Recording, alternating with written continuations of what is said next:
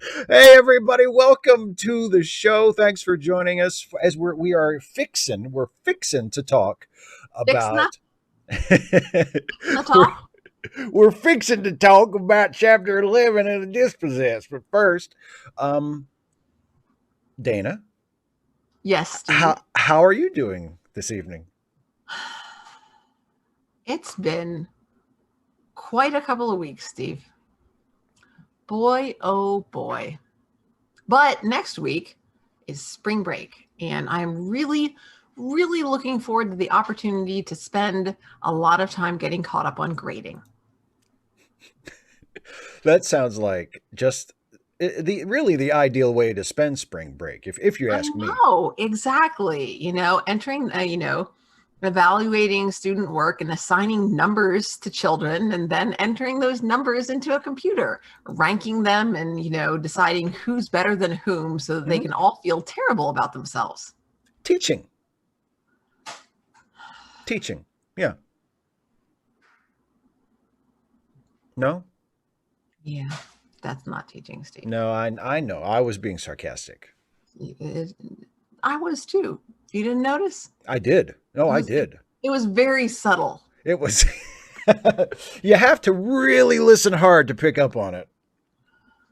Boy, oh boy. So, and let's not forget, tomorrow is my birthday.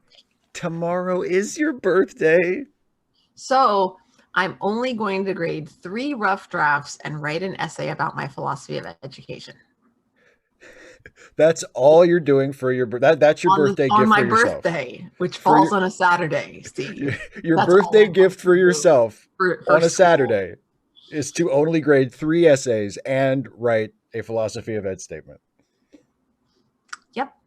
Well, I was Yeah. hoping, Dana, I was really hoping that you would treat yourself, and I'm glad to hear that that is Well, what you plan to do.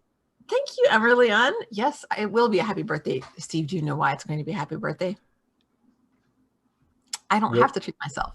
will there be pie? There's going to be pie. I thought maybe. I had an inkling. My mommy asked me if I wanted cake or pie. I said, Mom, I want pie. She's like, You well, I know. you were like, I "Who is know this?" but no, it was really sweet because she said, I know how much you love pie, but I wanted to ask. I'm like, That is oh, nice. that is really sweet of her. That is nice. So, hello, everybody. Oh, gosh. Hey, Radical Bacon. I wanted to let you know you were right. I'm just saying. I wanted to acknowledge that. I don't know if everybody enjoys it as much as I do, but I saw the opportunity to just spread some joy. Because let me tell you, I mean, I know when I'm right, but when somebody else validates that, oh, it's almost as good as pie. It's such a good And feeling. there's no calories. Being right. You don't gain any weight from being right. You don't gain any weight from being right. It's so nice. Oh, thank you, beautifulest one. Yay! Yeah, what was Radical I'm going to Bacon right be about? absolutely not. Cheesecake is not pie. No, cheesecake is No, Steve, well, but it has a Steve, crust. Steve, Yes. Steve. Yes, Dana. Please, I will defer to you as you are please. Cheesecake seriously is not pie? Oh, Radical Bacon, you were right about the people waiting. That was you said that, and then Steve pointed out. Steve agreed with you, and I'm like, oh, okay. So Radical Bacon, they were right. Oh, about the people waiting for the show. Yes, Yeah. exactly. Cheesecake is not pie. Let's be very clear on that. No, cheesecake is What not is pie. it? It's cheesecake. Duh. So it's its own thing because Yeah, it that's has a like saying, crust. that's like that's like that's like saying is custard pie. No, it's custard. It's flan pie. No, it's flan. but Not cheesecake has a everything. crust. So does quiche.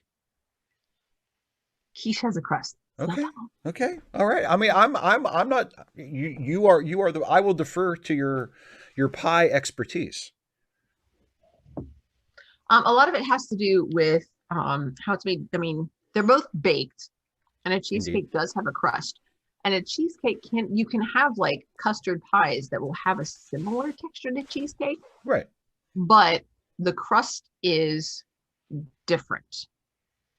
And you can have a cheesecake crust that's going to be similar to like a key lime crust, but even then it's still different. And the texture of the cheesecake and the texture even of a like a whipped cream sort, like a oh, what's a silk pie.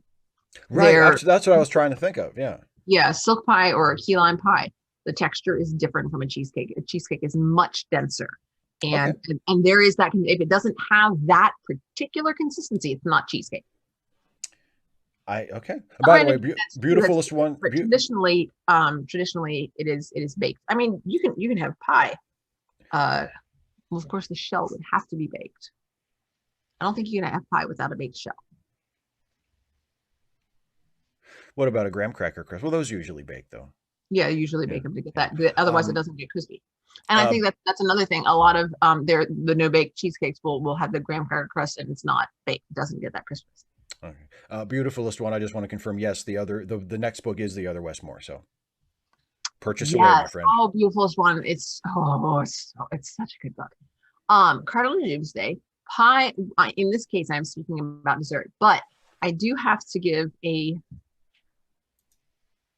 regretful shout out to the Fork and Pie Bar, which was a Chattanooga restaurant that primarily served pie. So not only did it serve like short crust pies and fruit pies and pecan pie and chocolate silk pie and lemon meringue pie, it also served chicken pot pie, shepherd's pie, and my favorite was a hand folded deep fried pie that had a sweet potato crust, and inside it had pulled pork and apples and raisins. Ooh. I know, it was so good. It was like this delicious barbecuey delight. Oh, it was so good. Is shepherd's pie? Yeah, but it's not a dessert pie. Well, no, but so okay. Shepherd's pie is pie primarily because of the name. I tend to prefer two crust pies because pie crust is like, yay. Yeah. Shepherd's pie, you just have the crust on top. Yeah, but there are a fair number of pies that are like that. Yeah, I mean, that's true. And that's traditionally the way to do like dinner pies. Yeah, like, you put the crust on top. Yeah. So, it's so good. Yeah. So what if if shepherd's pie is primarily pie because of the name, if they called cheesecake cheese pie, would you accept it as pie, or would you still insist that it was its own category of thing? Why would you call it cheese pie? If somebody called it that, if that was just the accepted, if whoever invented it called it cheese pie instead of cheesecake. Things happen for a reason. Okay. Like part of it is like the cheesecake, the texture of the filling changes significant in a similar manner to the way that a cake changes. That's why it's cheesecake. That's part of why it's cheesecake and not cheese pie, despite the fact that it has a crust. Okay. I think I understand.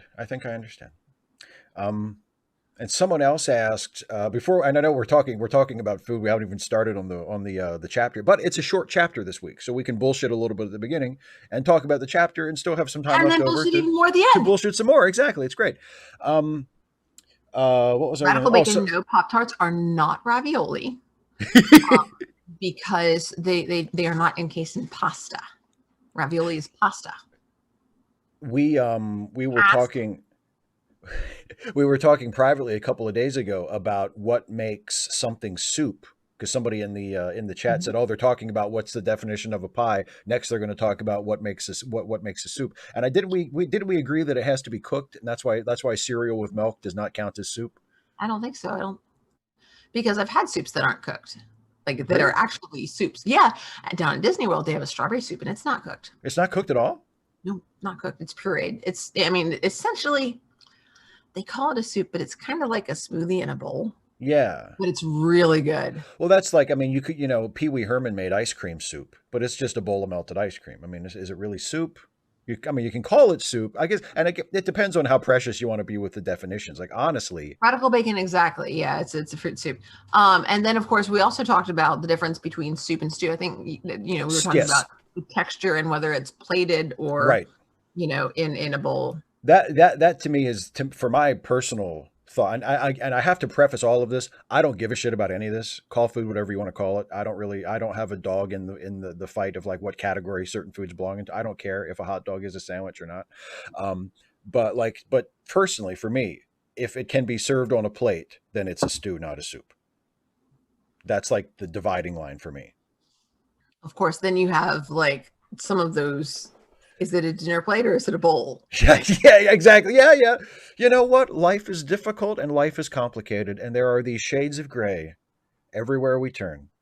And not every call is an easy call to make, yep, ain't that the you truth? know? Yeah, But I mean, it's. I won't say that I don't care because I do. I mean, I'm an English teacher. I find language fascinating, and things don't happen for no reason, especially changes and developments in language. They happen because of just this sort of the way that we interact with each other. The changes right. in language have to do with the relationships between people. Why one particular turn of phrase catches on and why another doesn't.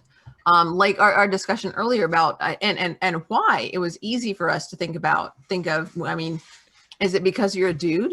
One of my students and I, she was asking about how to create a works cited entry for a song by a female artist who doesn't use a surname. Ah, yeah, And should she use this person's like legal name or should she use the name that they're known by professionally? right. I said go with a professional name. Yeah, And then I was like, how come it's always women? Because like it wasn't, it was Rihanna.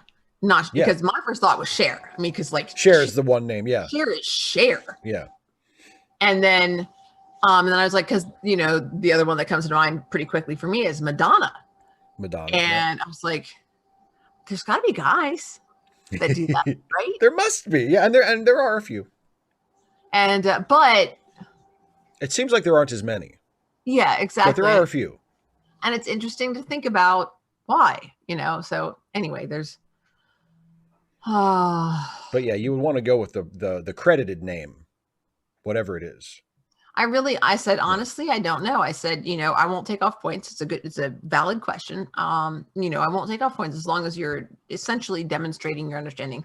Honestly, because the MLA, the works cited page isn't worth that many points overall. So like a few mistakes here and there, if she makes other mistakes besides that, Right. then, and the fact that she asked about it, I said, now what you could do is see, Sting was one that Prince. Oh my God, how Prince did I is not? one we didn't think of. And also Tupac is interesting because I think Tupac did eventually go just as Tupac, but earlier in his career he was Tupac Tupac Shakur. Shakur. So I mean, Radical Bacon, not so much copyright, but the different style manuals. So like AP, Chicago, APA, and we're it's an English class, so we're using MLA.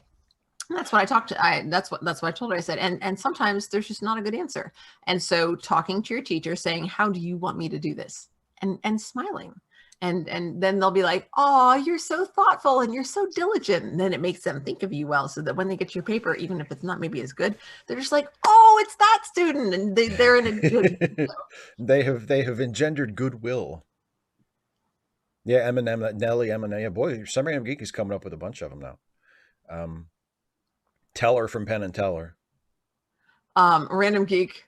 I love. I mime. I mime. I'm not picking on you. I'm picking on.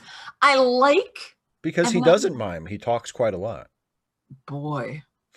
But I mean, one of the things that I do when nobody else is around is I've been starting to I have a Pandora station for 90s hip hop.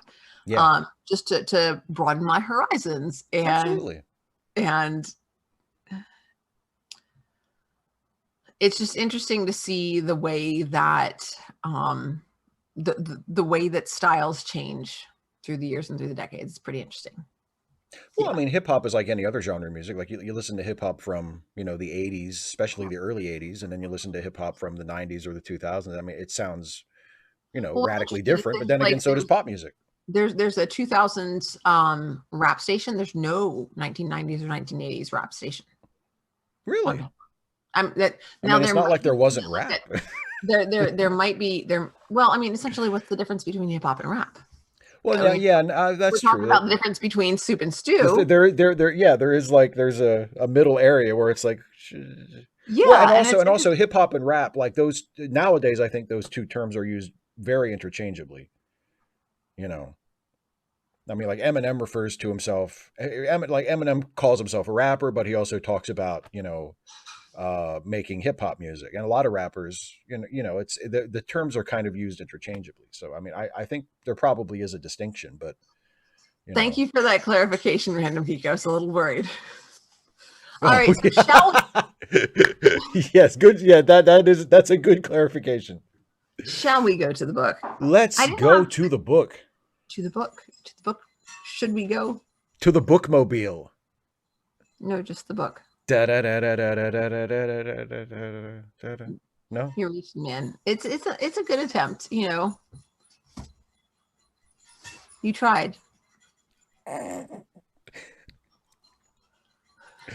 Random Geek, are you on your phone? I'm seeing a lot of asterisks there. Although I have to say, even though I know it was a typo, Nax is a fucking awesome hip hop name. If there's not like an MC named Nax, somebody's missing the boat. Somebody's got to be named Nax. That's an awesome name. Speaking of hip hop, have you read on? No, you probably haven't. Never mind. What? On the come up. It's No, but I remember you talking about it. Yeah, I haven't. really good. So good. Yeah, yeah, yeah. You did one of your videos about it. I did because it's so good. Indeed. Okay, so we are on chapter 11 of the Dispossessed. We are the train is approaching the station. We have 2 chapters left after this one. So So we're we're back on Uris or it's back in present day. Yeah. and someone in Stevetown. Thank you, Radical Bacon. I think that's an appropriate tribute. Can we have a shout out with Stuffy and Friends? You know, somebody listens to DJ Nax. Yeah, totally. We need to put Nax in the stuffy verse. Absolutely. Okay, so some description, and there's we're in the city, Yes. and Yes. it's describing the city first, and then it describes the Terran embassy Indeed. to the Council of World Governments. Right. Which I take it as sort of like their version of the UN. Yeah, Only except yeah. with planets.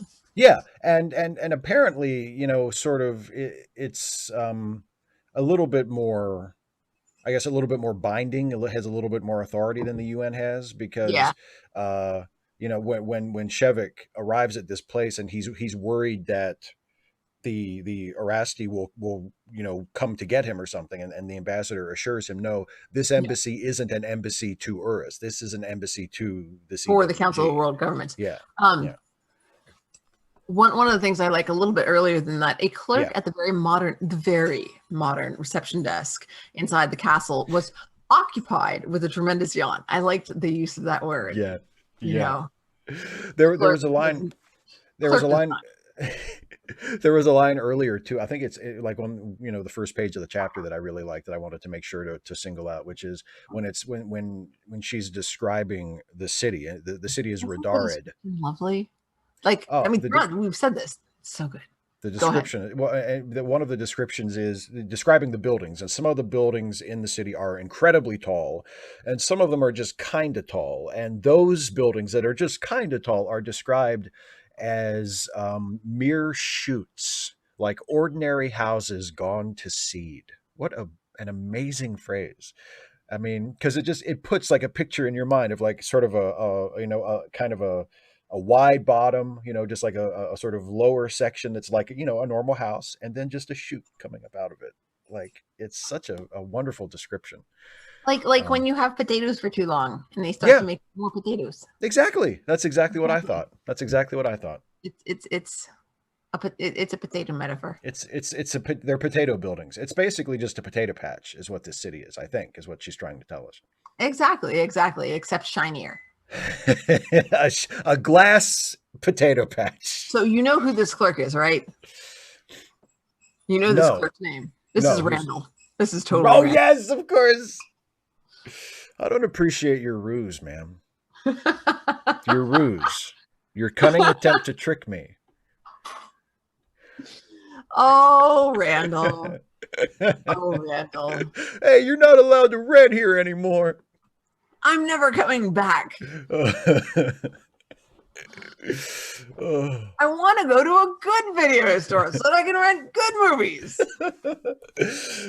We could just quote the Randall lines from Clerks, and that would be a good show. It really would. Yeah. I hope it feels so good to be right.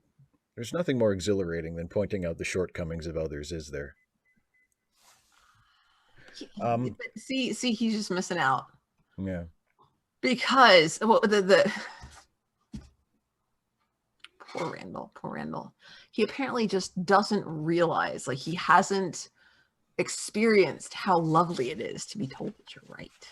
Because that, I know. Like Randall, it's great to be. Randall does not. He's inexperienced, Steve.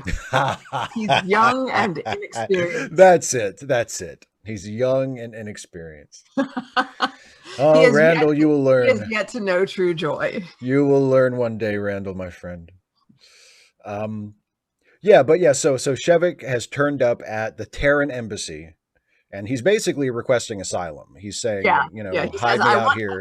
I love it. He says, I want to see the ambassador. The ambassador is at breakfast. You'll have to make an appointment. And he's like, what do you want? And Shevik's like, I said that already. So he just says, I want to see the ambassador. He's like, sorry, you heard me. You answered. And then the bad guys show up, and he's like, help me. Shevik. Strange looking people, strangely clothed. And Shevik just goes around the reception desk, and the clerk's like, hey, they don't pay me enough for this. All right, get in here. So he they take him like into a side room. Wait, before that, Steve. Please. We're on video. You ready? You know what I'm going to say, don't you? Say it. Please say it. I was wrong. Like, I wrote it down.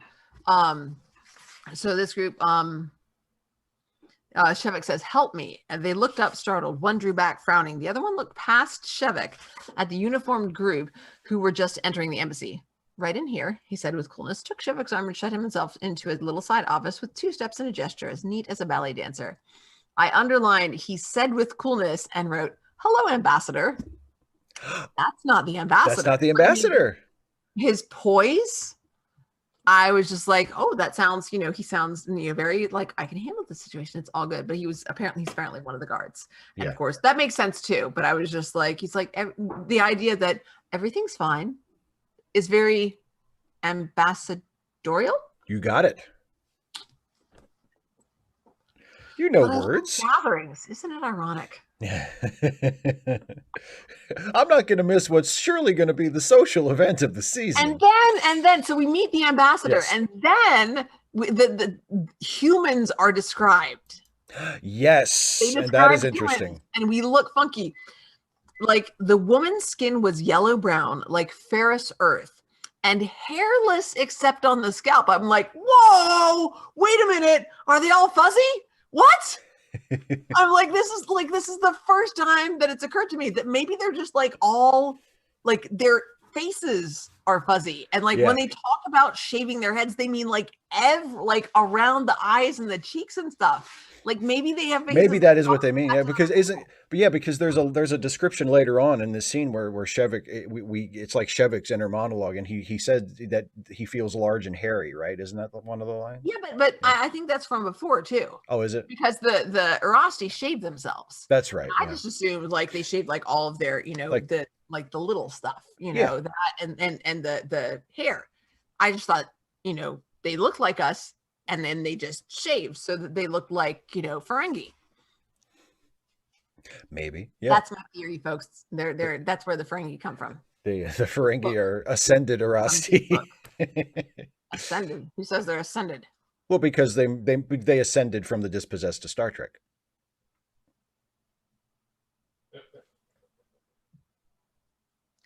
Okay, Steve. I'll let that one slide. I'm on thin ice already after the Mm-hmm. Justice League debacle. I will say it's not that wrong. I mean, that was wrong, Steve. We're moving on. Okay. So we'll agree to disagree. Steve. Yes, Dana. You're wrong. Hey, Emily. So Shevik meets the ambassador from Earth. Yep, Ambassador King. Yep. And she's nice. And he says, I don't know what to do. She says, you need to sleep. Actually, she just says, sleep. He's like, and he sleeps for 2 days. He doesn't sleep straight through for 2 days. I mean, I'm guessing like he does what I did after the day after I got vaccinated, which is like sleep, get up, have something to eat, wash, go back to bed. Right. Get up, have something to eat, wash, go back to bed. That's it. That's all. The sleep, get up, think, I got stuff to do. Have something to eat, go back to bed. And then everything just gets crammed into the next day. So, I'm guessing that she's speaking. When she says she talks to him later, and he sort of, he gets dressed and goes to see her. And she says, "I'm glad you feel better, Dr. Shevik." No, I should say simply Shevik, should I? And I'm guessing that she's speaking in Eotic. Yeah. Well, she says that right after that. She says, "I'm sorry that I have to speak to you in Eotic." But I was like, that was my thought as I read it, and then I was like, "Oh, okay, yes, correct." You, Steve, is there something you want to say to me? You were right, Dana. Da, da, da, da, da. It's just, y'all, I mean, it's so nice. It's just the best. Oh, gosh. Nope. I'd have to take the pie, I think. I mean, even without the calories, I mean, I guess it would depend, because like it just takes it only takes a moment. But yes. But like if it was between that and like a little sample size bite of pie, I think I would take but like a full size like serving of pie, I take pie. So it's about the amount of pie. I understand. That makes perfect sense to me. Sense to me. How long does the delight last? Yeah. Exactly. The answer? Never long enough. Never long. Well, that's one of the tragedies of life. That's life. And yeah, that's it. That's in the line I was thinking of. He felt big, heavy, hairy beside this suave alien. So she's described as being small and hairless and baby-like. He describes her, like that her proportions to him are like the proportions of a baby. Yeah. She's got a very her head's big. Yeah. And he's so thoughtful. Is it a danger to you my being here? Yeah. Oh no. She's like, we're good. She's like, I'm the ambassador. They're not going to screw with me. And she says that she wants to tell, does she even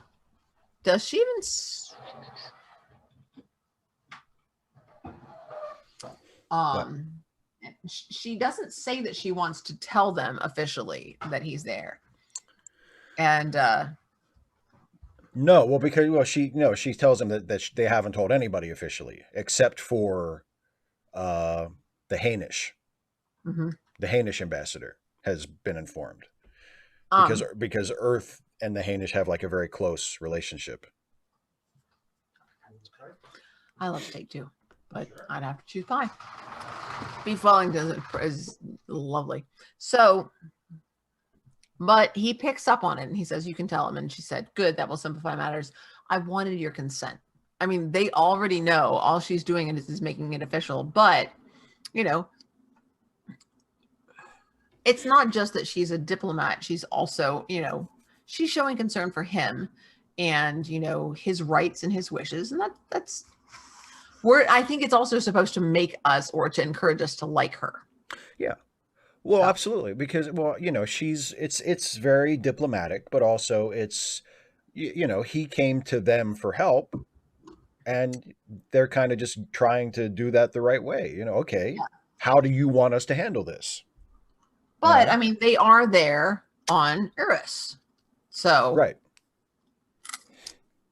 and also she talks about being able to communicate with an Aris and not Yes, doing so because they weren't invited to. yes, And also which also made me think of the fact she doesn't ask him what he wants her to do. She just sort of lets him guide that, and she responds to him rather than sort of saying, "Well, how would you like us?" I mean, she doesn't even say, "How would you like us to respond?" Not even right. that. She just gauges him and watches his reaction and responds to that. Yeah, she lets him get there. Mm-hmm. Yeah, She's good at her job. absolutely. Oh, she's yeah. She is a very well written character, and for most of this scene, I mean, she For definitely most of comes. the scene, that's interesting. There are a couple of spots that I kind of rolled my eyes at, but we'll get to those. Not It's not necessarily the fault of her character, um, Interesting. but yeah, yeah. But yeah, she's a really well written character. Mm-hmm. And very and the other thing, like, in terms of how good the writing is, like, you within a couple of lines you get a sense of her. You feel like Mm-hmm. I know exactly who this is. Like, the characterization comes through so strongly, um, just through a brief interaction with Shevik. Like, you feel like you've got her, and it's really good. Yeah. Yeah, Yeah. Um, and Shevek talks about his experience getting there, how these people that he didn't know helped him. yeah. They smuggled him in a taxi, Mm-hmm. and And well, go ahead.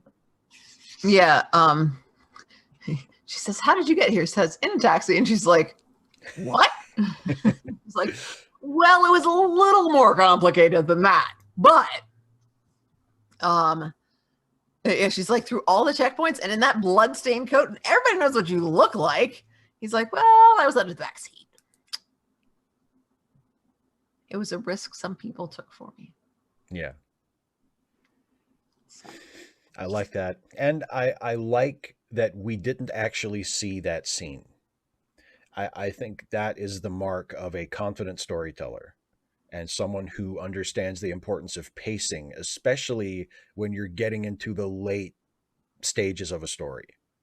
That while devoting a chapter to how Shevik got out, and like actually letting us see him, like, find these people and get smuggled in the taxi, and maybe using that as like an opportunity to create a scene with some action or some tension or something like.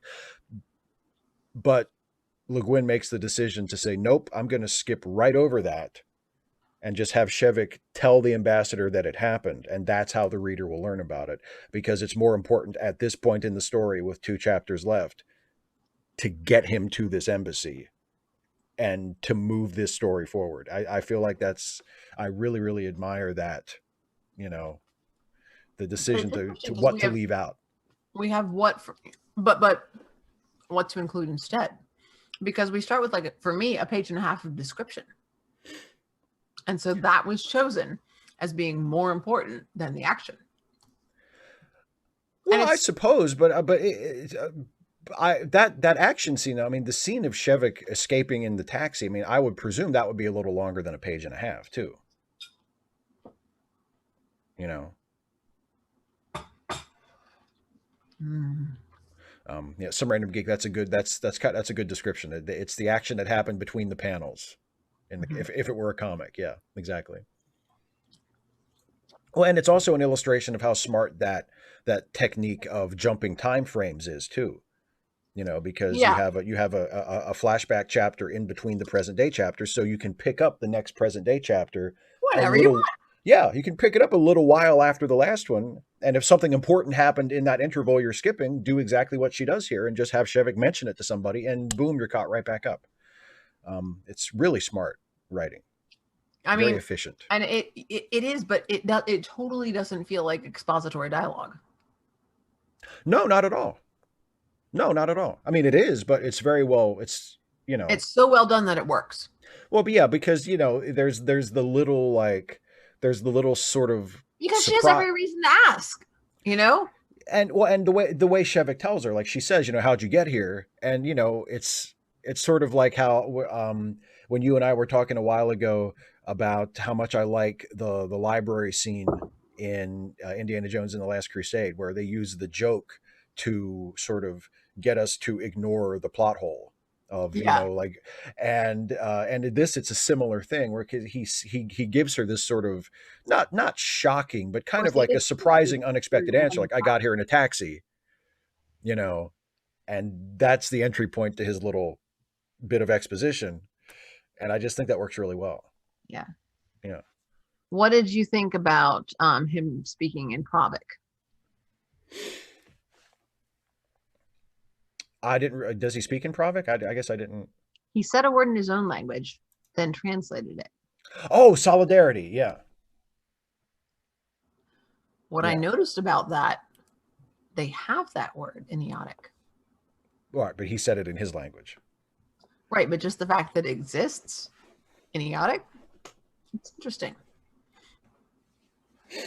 The sense that they don't have to describe it. They have a word for it in Eotic. They have that word.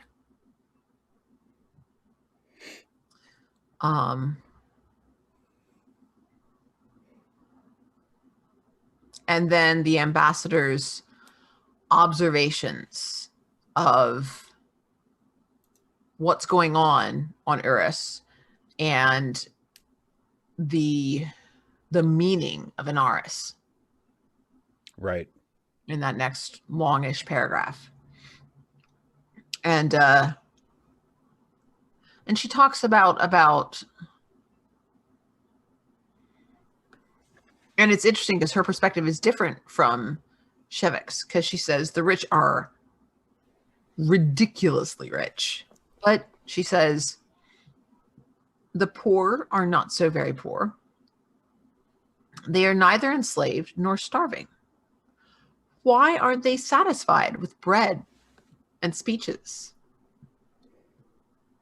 And she says it's because they have an example of there could be more. There could be, equity. Yeah. Yeah.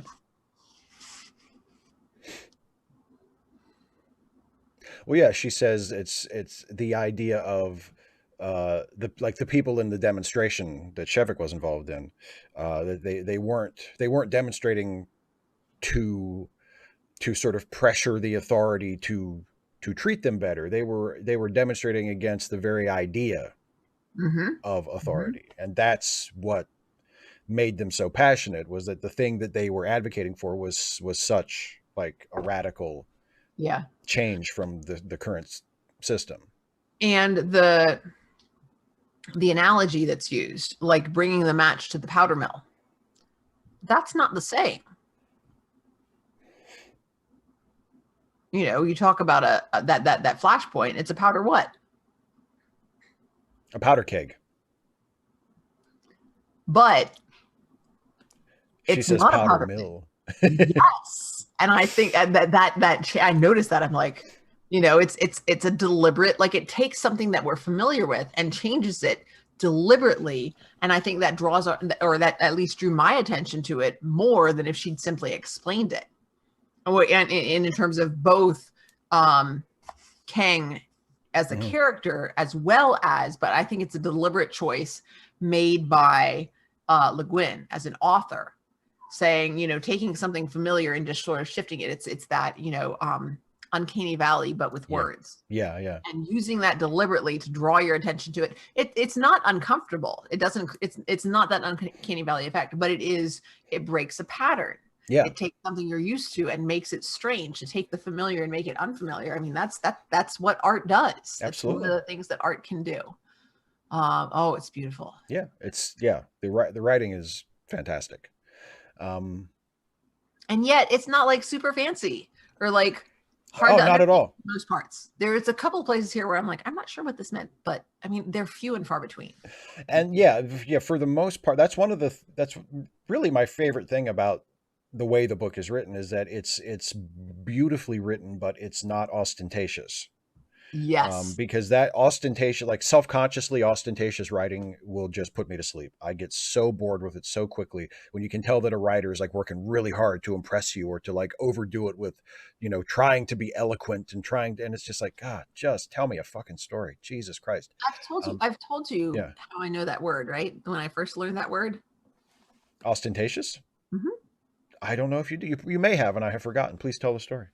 From when I was in, I think that would have been when I was in 5th grade, when I first started reading about the Babysitters Club, because Christy uses that word to describe when she meets, is it the Perkinses? Because it's not Watson's house. She says there are a couple of she lives in, Watson lives in a rich neighborhood, and she says Watson's house has in the foyer there are 2 mirrors, one on either side of the door. Yeah. In so and so's house there are 2 chairs, one on either side of the door. You go to this house, there's a fountain in the foyer. They have a fountain. That is ostentatious. And she said it was Christy, of course, is in 7th grade, and it's a vocabulary word for her. It means big and gaudy and showy and show-offy. And show-offy is hyphenated, and it's so good. That's Um, yeah. Radical Bacon, Watson is her stepdad, but she's talking about, there's a house where she goes to babysit, and and also everything is white. And so, of course, this becomes a problem later on when things that are not white are brought into the white room and mess ensues. And she's just like, oh, God. And the kids are little terrors. Oh, my goodness. But yeah, but every time I see or hear the word ostentatious, I'm like, I know that word from the Babysitters Club. Every time.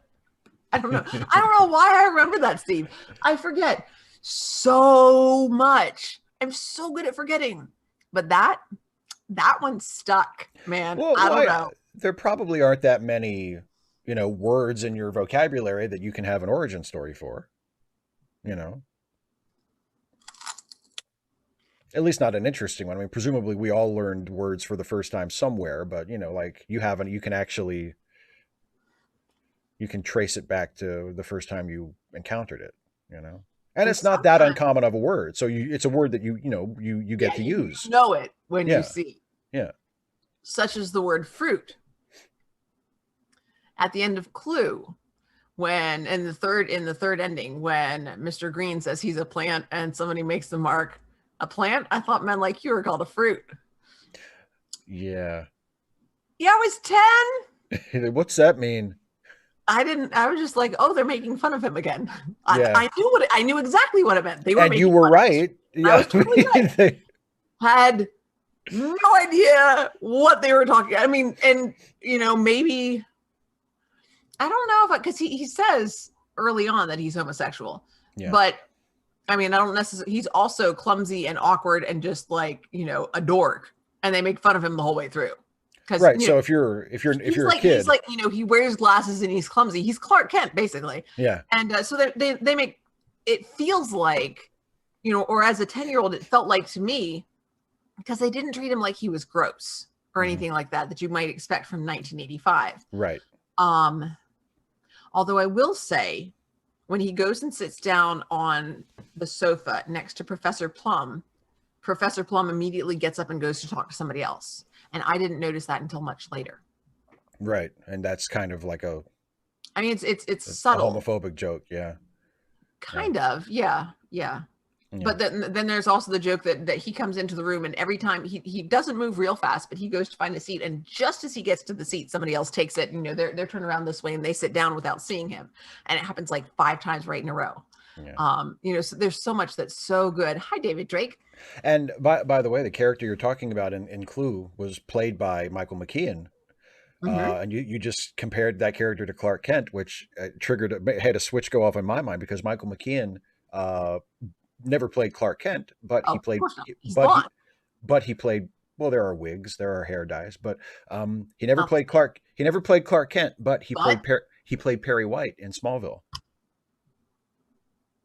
oh my God, he did. Yeah, right. You remember? Oh, dude, I think you just broke my brain. That's just so wrong.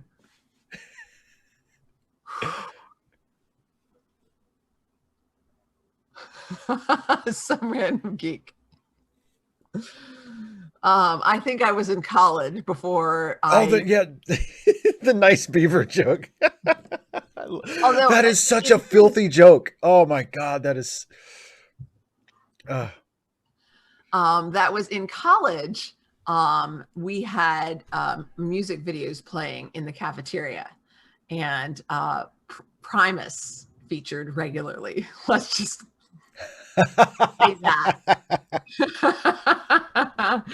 And I learned so much at college, you guys. it was an awakening in many ways.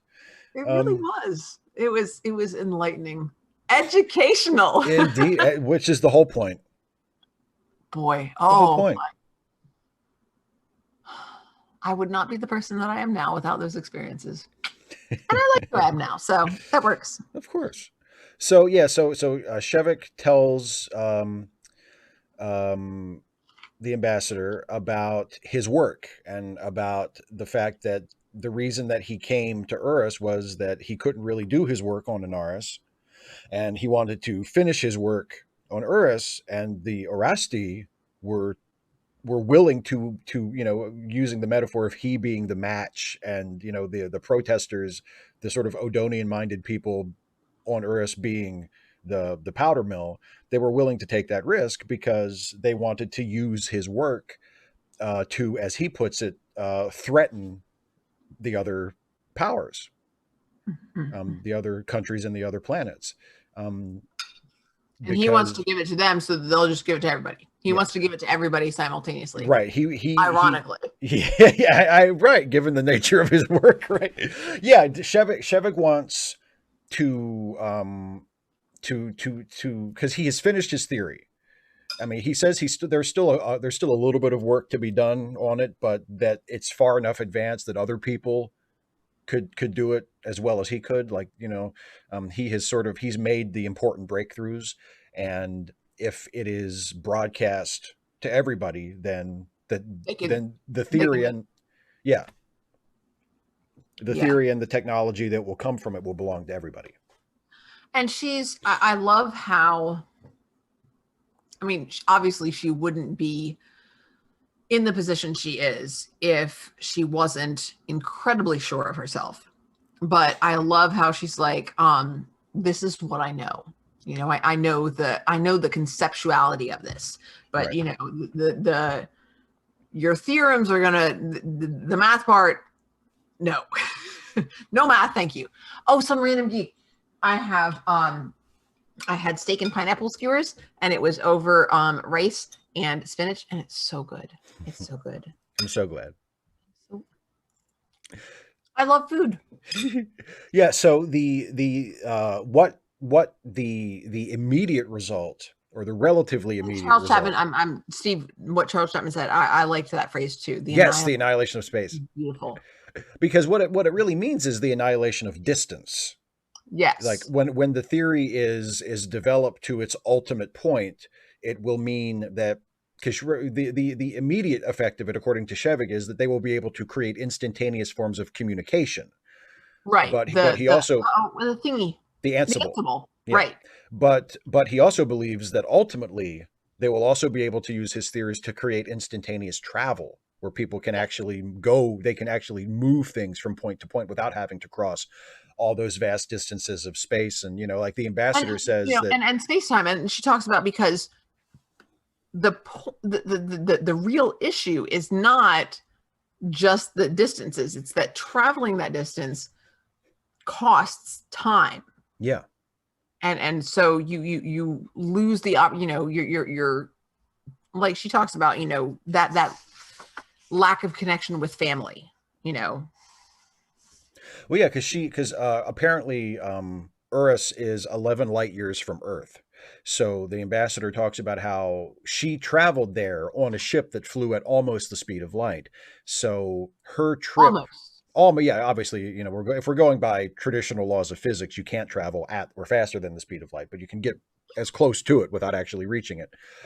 So that's the kind of ship that she traveled on. So the trip, the amount of time that passed for people outside the ship, like the amount of time that passed on Earth during her voyage from Earth to Urus was about 11 years. So she mentions that her granddaughter was 5 when she left. And so when she arrived on Urus, do the math, her granddaughter would have been 16. So she missed like 11 years of her granddaughter's life, making this trip. And time would have passed much differently for her on the ship because of time dilation, which they don't really get into. They sort of mention it a little bit by making that distinction of, you know, that's the amount of time that passed on Earth, but not as much time passed for her on the ship. And But Charles Chapman points that out. Again, it yeah, shows us it's a character moment for her, yeah, thinking about her family. And yeah. again, so it's also, I don't know. I don't think it is heavy-handed, but by this point I liked her. I already liked her. And so it's like, oh, it's nice. We're really supposed to like her. Yeah. So there was a little bit of that for me, just a little bit, but I didn't mind it. And the only thing was, it took me out of the story like a weensy bit. Like I noticed it, and I'm like, oh, she's doing it. Le Guin's doing a thing. I'm like, okay, all right, we got it. I'm good. But at the same time, Yeah. I still enjoyed it, so I didn't mind. You know, That's interesting. I didn't really notice it like that.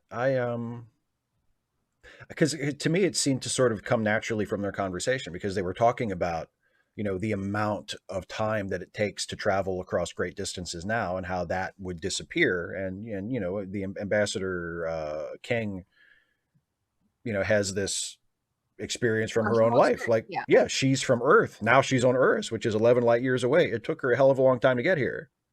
You know, if there was like a travel version of an Ansible that you could just walk through a door and you're back on Earth, like, yeah, hell, that would be great, you know? it'd be neat. Teleportation. Yeah.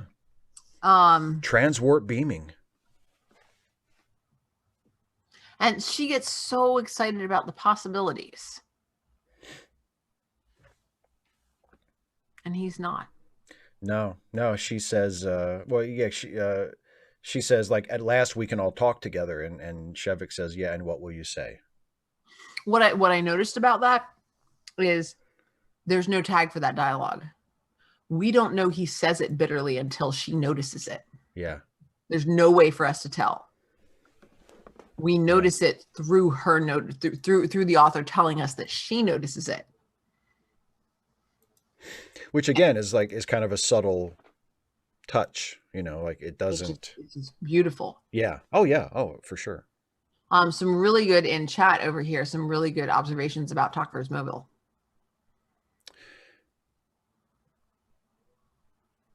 Interesting. Yeah. Mm-hmm. Yeah. I never really put that together, but I probably should have. It seems crushingly obvious now that it's been pointed out to me. Isn't it so great? Oh gosh.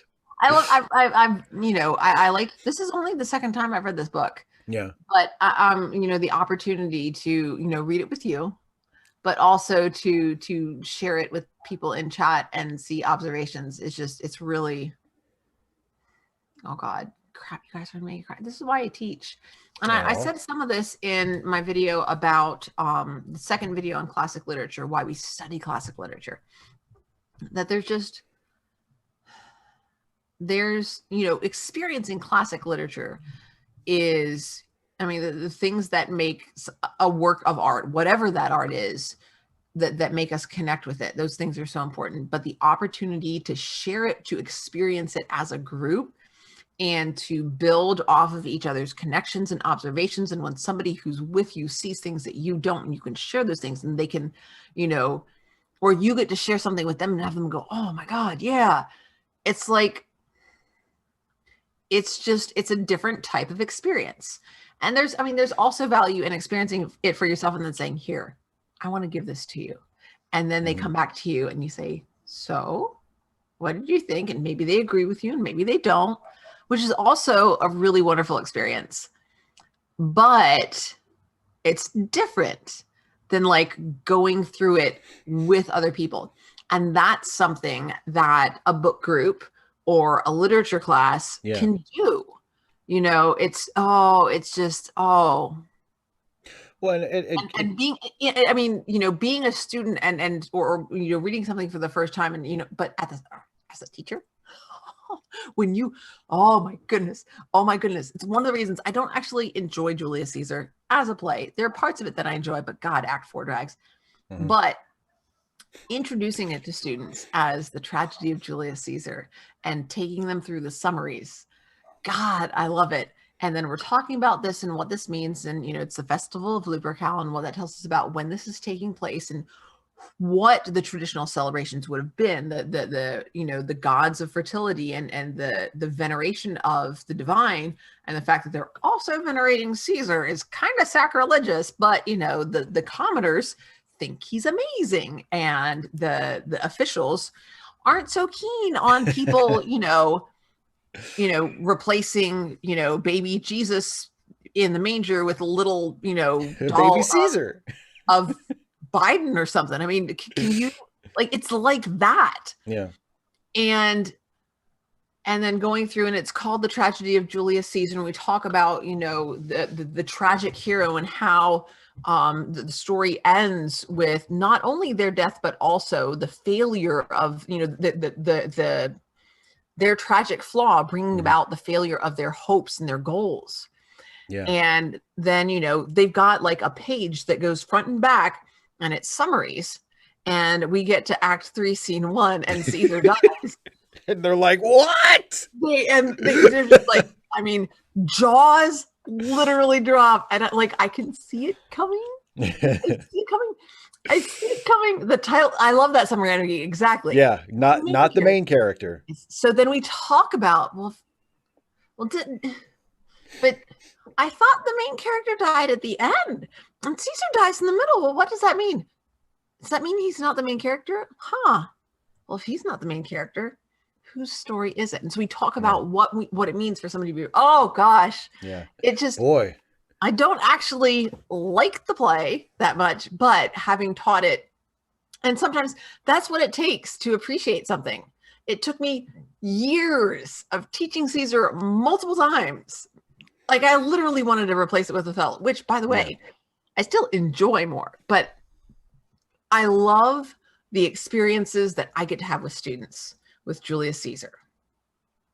I love how we can explore connections to the real world, and it's just, and how Shakespeare totally manipulates the audience, because we talk about how this is, this is history and a lot of the audience would have known it. So they're coming in thinking they're going to sit through 2 hours and Shakespeare's going to die at the end. They're like, what? We've only been here for like, an hour. Are we cheating? What's happening now? Are we? I paid my 2 pennies. I want my 3 hours of blood. Darn it! The groundlings are going nuts. So yeah, I'm sorry. That was a big old rabbit trail, folks. And no, I'm actually not sorry. That was a big old rabbit trail, and I promise we'll get back to the book. But his bitterness startled King. Yeah. But she knows that there's more, and she knows what she's doing, so she just waits. She just lets him talk. And I love the repetition in what he says, that echoing. I came for the idea, for the sake of the idea, to learn, to teach, to share in the idea. And then he continues and he says, I could not finish my work. You propertarian. I know it's so Oh, like Shevik, for the idea, but shame. when it comes to it's these like it's mine, my precious. It's my work. I did it. It's mine. I want the credit. I want the credit. Well, we know how that ended. I was just gonna say that didn't work out too well for that character. Oh, it's like in The Princess and the Frog. It didn't end well. Oh, Louis. Yeah. And then he continues, but the ideas in my head aren't the only ones important to me. My society is also an idea. I mean, he doesn't get credit for that idea, obviously, because not, but that sense of it's not ownership in this case, right, but belonging. Yes.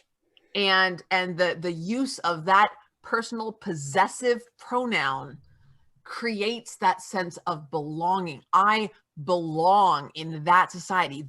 These people, these are not my people. Right. Did he lose his way, some random geek? Did he? I don't think so. Not for this reason. Not for this stuff. No. But there's a difference there, and the thing is, it's the limit. You could easily argue, and I'm considering. I'm not really arguing, but I'm speculating about the limits of language. He's not claiming ownership or authority over the society, or that he speaks for these people, but he is claiming belonging. Those people are his people. These people are not, even the ones who think that they understand, that they've grown up among propertarians. They've been infected with propertarianism like their whole lives. They're if we let them in, they're gonna bring this mindset with them. They're not my people either. They mean well.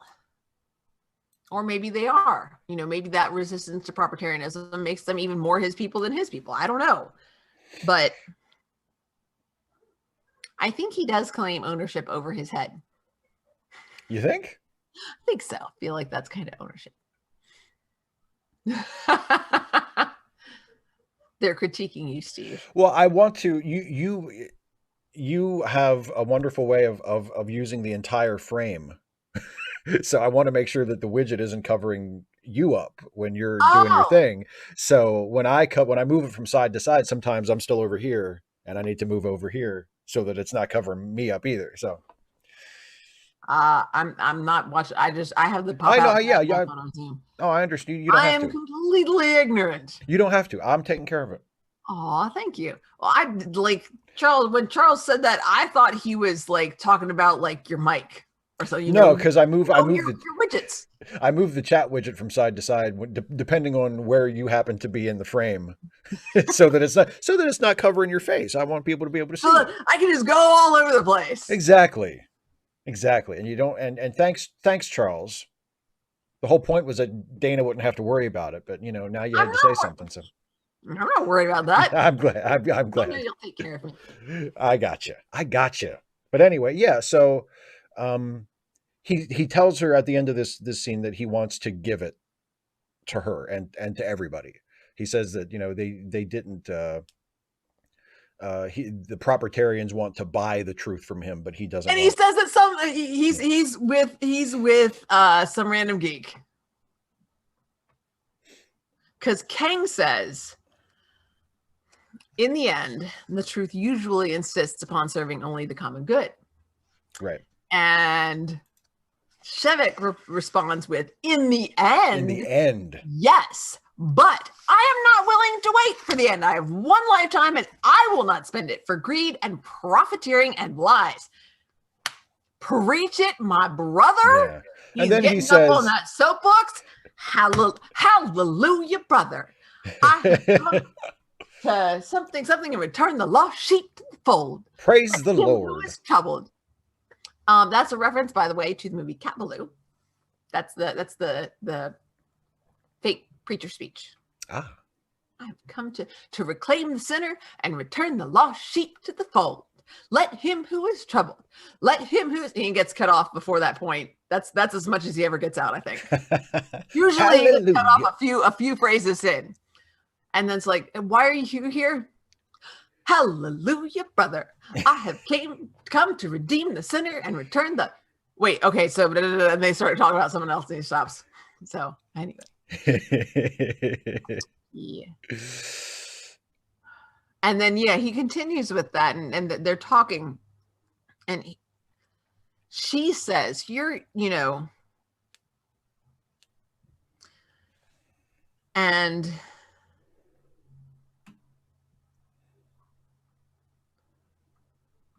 she says she's heard people talk about, the Yeah. home that they miss, and that she feels that, but there was something different in this case. And she says, "You are not like other men. There is a difference in you." And she doesn't say what it is. He says the difference is the idea. And he wants not just for himself, but he thinks that there needs to be connection. He wants to expand that. He thinks the brotherhood needs to expand. Right. That everyone needs this. That what we have, he's evangelizing. Yeah, he is. He just needs a white collared shirt and a black tie and a buddy. Well, what he's doing, and I don't know if the chapter doesn't make it clear, doesn't give us any indication if he is consciously aware of this or not. In fact, I think he may not be. It doesn't seem to be a part of his willful motivation. But there's a point a little bit later in this conversation where he says that Anarish doesn't need anything from Urus, which is just objectively wrong. The only way that the colony of Anaris is able to survive is because Urus gives them supplies in exchange for what they can mine from the moon, right? I wondered about that though. Well, but I think if the Brotherhood expands, right? Like if his theory can be used to create technology that can make communication and travel as easy as it sounds like it could be, then it's possible for the people on Anarish to, form relationships with other places so that they would not be as reliant on the Urasti. And then they could sort of, they could have a greater degree of freedom from Urus than they currently have. But I don't know if that is part of Shevik's conscious intent, but that is a thought that I had, because I mean, when he says, we don't need anything from Urus, he's kidding himself. Is he? Yes. No. Yes. Those people would die. It's No. made clear in the text. The Urasti are trading with them. Yes. But if the Anarasti didn't need to mine the material that the Urasti need, they could conceive. It's possible. We don't know this, but it's possible that they could use their manpower to do more terraforming, and Anaris could be more sustainable. We don't know that, but it is a possibility. It's a possibility yes, it's a possibility. And I do think it is, given the description of the hostile climate. I think it's unlikely, but it's not out of the realm of possibility. It's unlikely. I think it's unlikely because that kind of terraforming, presumably, given the kind of technology that they appear to have in the book, would take a long time to yield results. So it would take a kind of an understanding between the Honoresti and the Urasti that doesn't exist, where they would say like, hey, just, let's make an agreement where we will scale down our mining activities and redirect that manpower to this other thing.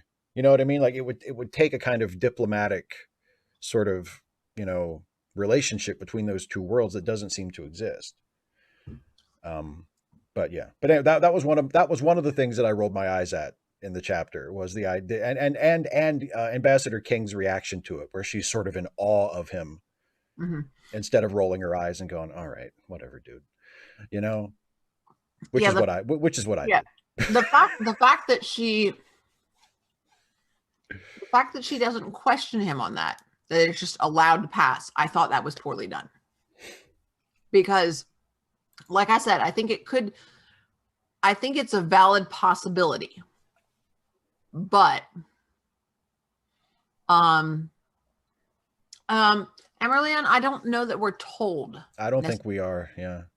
What Um, specific countries? yeah. But at the same time, well, not so much. Moving on. I do think that was poorly done. That it's just like la la la la la. We're just going. We're sort of expected to just accept what Shevik says, even though he is contradicted by the text. If you look at, if you look at what the text provides and you look at other, at what possibilities might exist, it's possible that they could cut off contact with Urus and go it alone. It's possible. But it's yeah, of course. I will say, of course, it's possible. Yeah. But it's just anyway. But yeah, and her, not just her blanket acceptance of it, because I can see her being willing to let it ride out of, again, diplomacy. But we get that sense of, oh, of course you're right. From this character that we have been primed to like. You know what I mean? Yeah. Like, oh yeah. That's so that was the other reason that I was like, yeah, because when he said there's nothing on Earth that we need, I underlined that and I put a little question mark over it. I was like, that's not what it seemed like earlier, but it was just questioning. And then, but her observations on Urus are intriguing because up to this point, Urus has been described through Shevik's eyes as seeming like what we experience through our world, especially. And you notice, you get hints of it earlier when she says, the poor aren't, they're not starving or anything. Why are people demonstrating in the streets? What are they so mad about? They have enough to eat. And we've seen that from what we've seen. Right. They're not, that. Yeah. Yeah. Well, and she also describes how bad things are on Earth in this time period. And she says, look, I come from Earth where, look, we ruined our planet. And it's like, what I wrote at the bottom? My world, Earth, is a ruin, a planet spoiled by the human species. We multiplied and gobbled and fought until there was nothing left. And then we died. We controlled neither appetite nor violence. We did not adapt. We destroyed ourselves, but destroyed the world first. And at the bottom, I wrote 1974. Yeah. Yeah. It's not like any of this is really a surprise, is it? Yeah. Yeah. Unfortunately. And it's interesting because, one of the things that I've,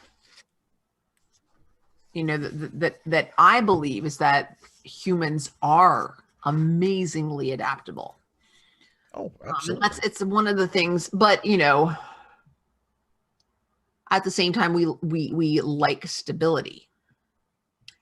And so there's, change can be very uncomfortable. And so there's a resistance to that sort of change unless it is pushed upon us, and then we can adapt. So, sort of the way I tend to cynically envision things going is that things get bad and we learn to deal with the bad. That's my concern.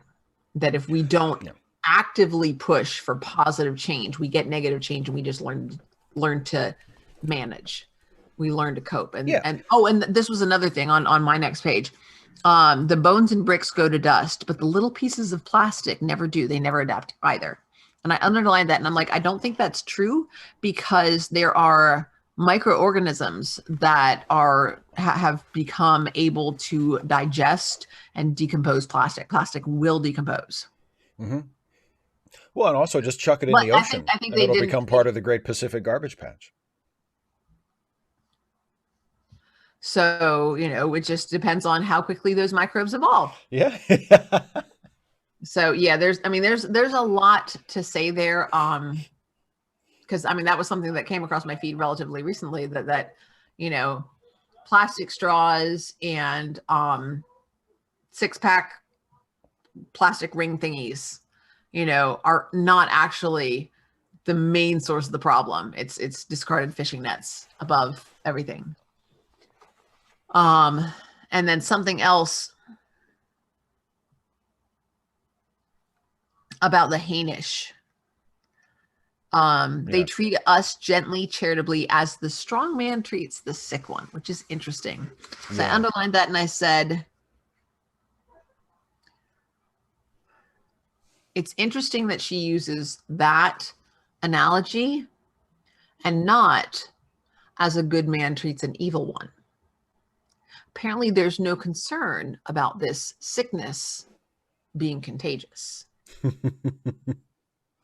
So, just thinking about, the mentality of the Hainish and why they respond as they do.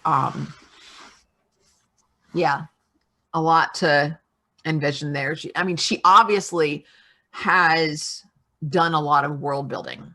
Yeah. She knows who people are and why they interact the way they do and why they treat each other the way that they do. She knows. Yeah. And yet it's not just exposition.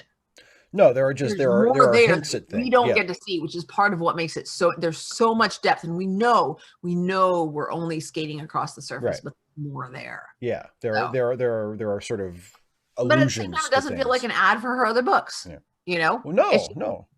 It's just, this is how it is. Because it's not as though it's like a crossover. It's just a reference to something that I've never read any of her other books. And I'm probably not going to read any of. Unless you want me, you tell me to. I'm probably not going to read any of her other books. So I don't. And yet, Steve, watched Titans. Oh, you're gonna. And you watched Whedon's. We're gonna be. What Snyder's Justice League? We're gonna be 9. What kind of science fiction, speculative fiction fan are you? My God. We're gonna be 90-something years old, and you're gonna turn to me and say, "Gosh, you watched Titans, you watched Justice League, both versions. You're never gonna let me forget it."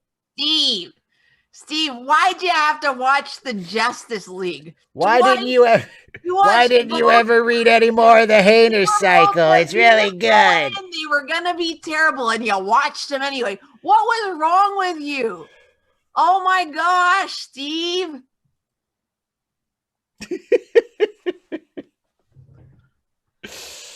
and then I whack you with my cane. Yeah. And then I die because I'm a 90-something-year-old man, and you've fractured my skull.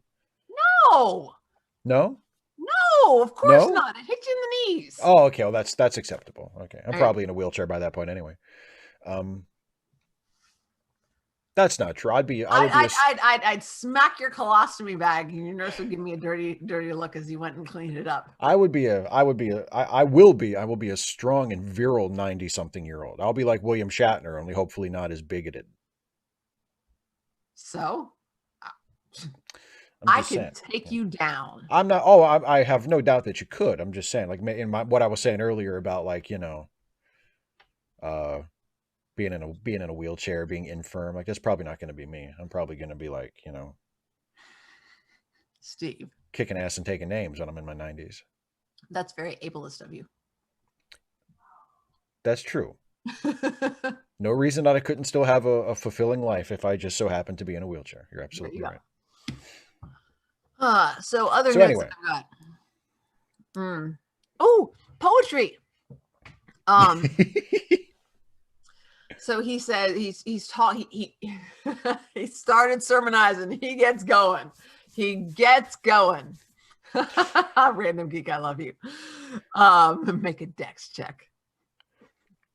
I have no idea what that means. I'm very curious. Have you ever read Order of the Stick? Because if not, you totally need to. I rolled a 4.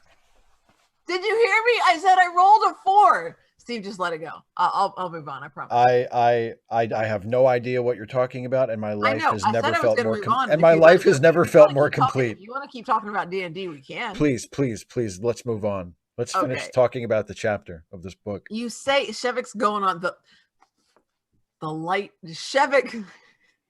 He's even posing. Shevik stood before the window, gazing out, the light Yes. filling his eyes. Like every wedding photo shoot ever, like the bride getting ready, standing at the window in like her underskirt, you know, the bodice and the tulle, and the sunlight coming in early morning. It's like it's that picture. That's Shevik. He's the bride. He's the bride. Oh my goodness. But who is the groom? Or the bride? No need to be heteronormative. I think it's the simultaneity synchronicity theory. Yeah. His work is his bride. His exactly. Or groom, or whatever other word we might have for whatever his partner. That's what they're not partners. Yeah, but like it's the idea of the becoming. You know, that they're en route. Like a bride is not a wife. A groom is not a husband yet. That's true. It's that anticipation, that hope. So anyway, you think Anaris is a future that cannot be reached, as your past cannot be changed, blah, blah, blah, blah, blah, blah, blah. And he says, but it's not real, you know? It's not stable. It's not solid. Nothing is. Things change. They change. You can't have anything. And that's one of the things. So I underlined that and circled have. And in the margin, I wrote, nothing gold can stay. Yeah. No. Yeah. But essentially that's one of the things that has I don't know, that's become sort of one of my true points. That change is inevitable. Mm-hmm. Not just that change is part of life, but change is part of existence. Like rocks change, you know, everything changes. Change happens. It happens. It is inevitable. It is going to happen, and it's going to continue happening. Change happens, period. You know, that's just, everything changes. And, you know, the idea again that you can go back, but what you go back to is not what it was. Yeah. There's no going back in that sense.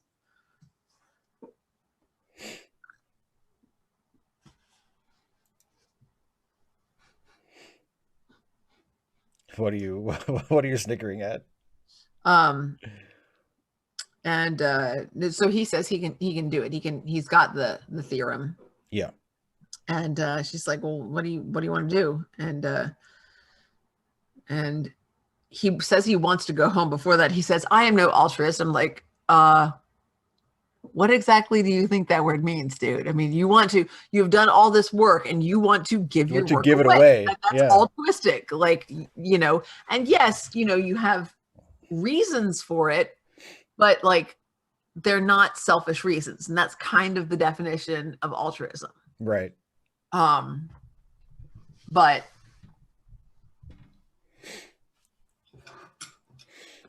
so I don't know. He's not completely altruistic. He's not willing to stay and be another Odo.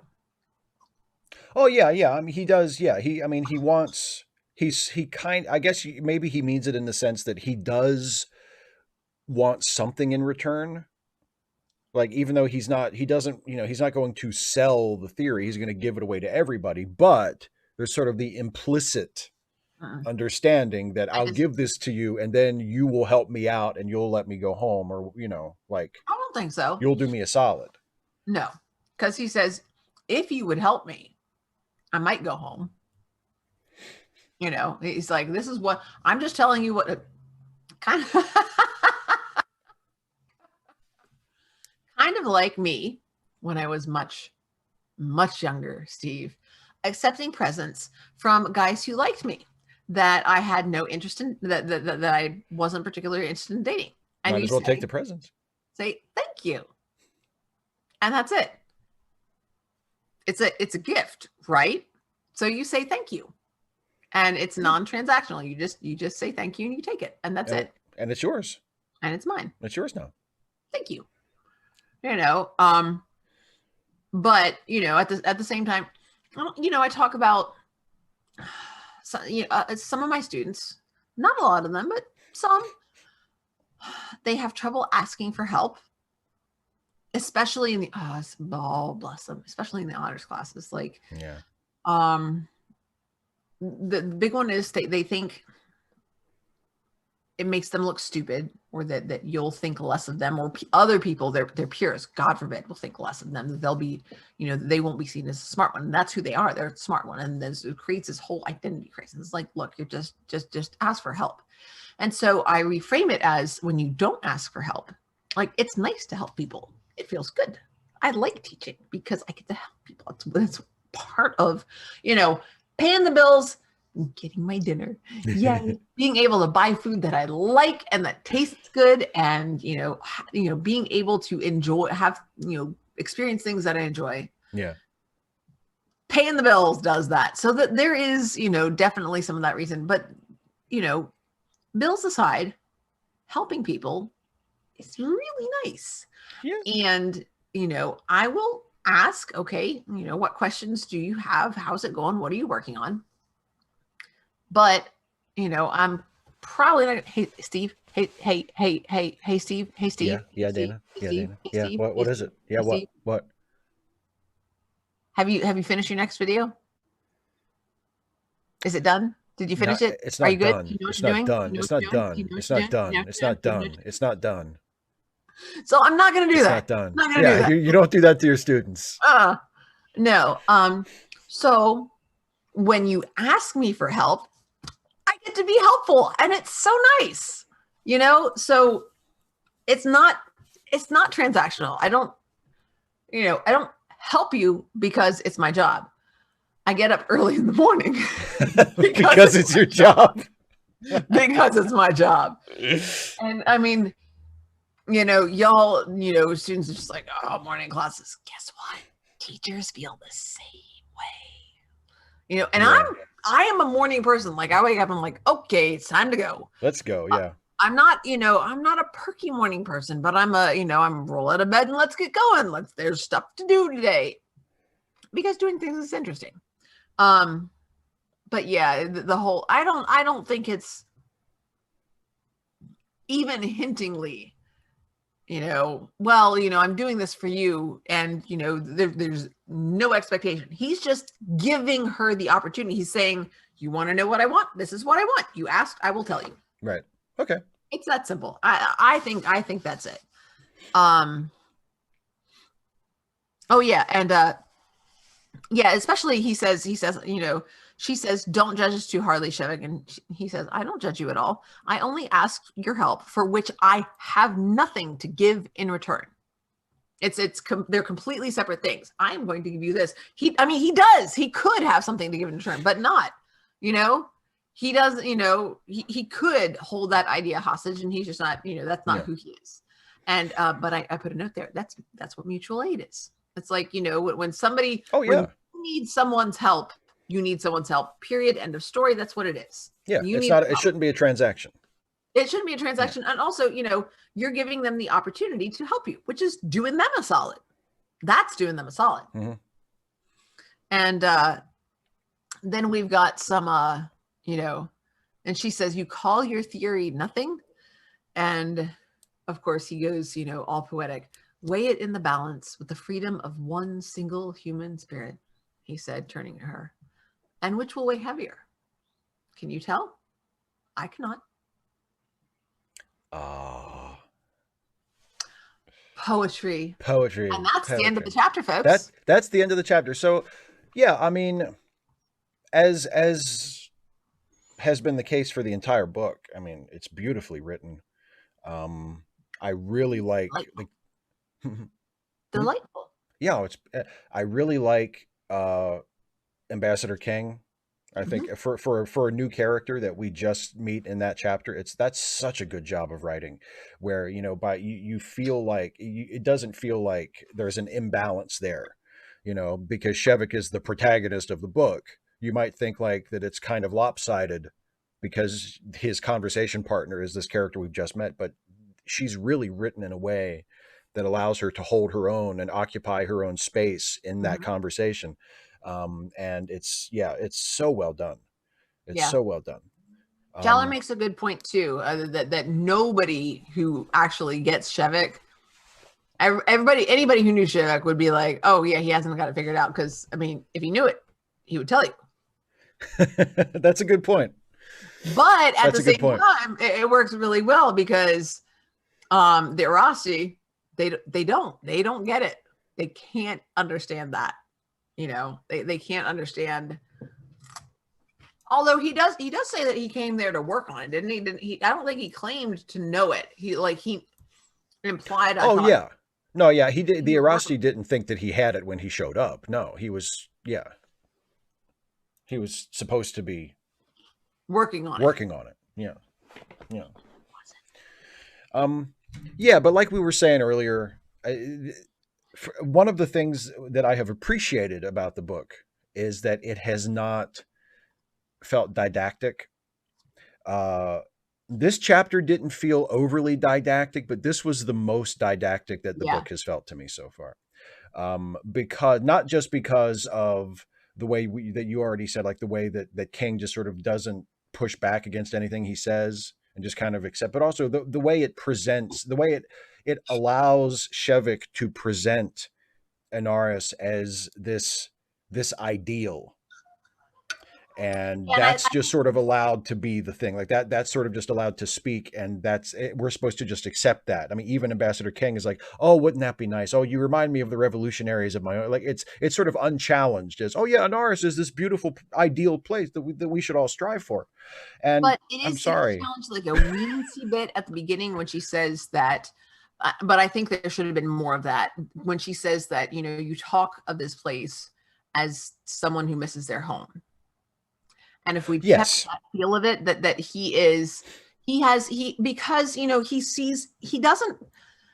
he hasn't seen it, especially in the in betweeny chapters. He sees that there are problems with it. It's not a perfect society. Absolutely. There are Yeah. issues, but part of the reason that he is idealizing it as much as he is because he's been away and he's been surrounded by these people who are so different and who embody everything that he has been brought up to raise is just like wrong and bad and unhealthy and just bad.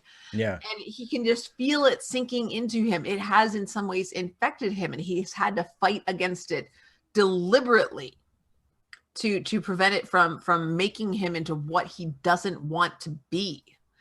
And so I think if there'd been more acknowledgement of that, it would have come across as because he is, or even just an acknowledgement that he is soapboxing and he's over idealizing his Yeah. society. Because it shouldn't come from him, but it's hard to have it come from Kang because she ain't never been there. She doesn't know, but she does, I think it could come from her because she does recognize that he misses his home, and that's part of what's going on here. Yeah. But she gets away from that. We have that one reference to it, and then we move away from it, and it's not continued. And Yeah. it would be I think I'm with you that it would be more effective if it had been. Yeah. Well, and I mean, it doesn't, like, I still like Shevik. Like, and what Shevik says is in, I mean, I think I agree with you 100%. I think it's completely in character for him Mhm. to speak that way about his Oh society. yeah, Because, yeah. even though you're Especially right. we shouldn't hear him just be right. Yeah. He is over idealizing his society with good reason, because he's not a perfect person, and he's not supposed to be, which is one of the reasons we love him so much. Yeah. You So know, it doesn't make me dislike him. It does make me roll my eyes. But, I've kind of done that throughout the book. Whenever the Odonians start waxing philosophical about how great their fucking society is, I'm just like, all right, you know. But see, Like, but we have but we have a non-Odonian here who has noticed that he is rhapsodizing. yeah, She picks up on it, but then she lets it go. And I think there's a missed opportunity there because, Le Guin could have had her say, your love for your home is so strong, just not even have her, pushing back against him necessarily, just observing that and kind of honoring it, but also letting the reader know, yeah. he's going a little over, he's up. Just exactly, that a little bit more acknowledgement of it lets us know that we're not supposed to just be like, oh yes, everything is perfect on Anaris, because it's Yeah. not, and we do have acknowledgement of that in other chapters, but it Yeah, would, we do. I think we could have gotten a reasonable acknowledgement of it here. And that's one of the weaker points of this chapter.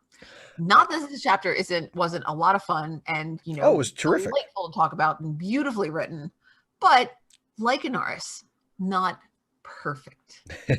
Yeah, And well, yet, those imperfections gave us more to talk about, Steve. more closer to perfection than Anaris, which is a shithole that I would never live in ever. Yes, you would. I would never live on Anaris. No. Well, unless the alternative was even worse. We'll talk about that later. I'm confident. I would live on Anaris, Steve. I knew you were going there. Uh-huh. I knew you were going there. And so, how can you wear that hat? How can you wear that hat and say you wouldn't live on the moon? I would live on our moon if it was, unless it was an anarchist society where everybody was starving and they were still jerking themselves off with how great their society was. Oh, and they depended on the hated proprietarians for their existence, but they still pretended that they were independent and that, I mean, I appreciate that that's in the book. Like I give Le Guin a lot of credit that, because she invented the world. She could have made it any way she wanted. And she chose to present Anaris as being dependent on the Erasti, who they despise, and I think that was a very smart interdependent, I would say, but but the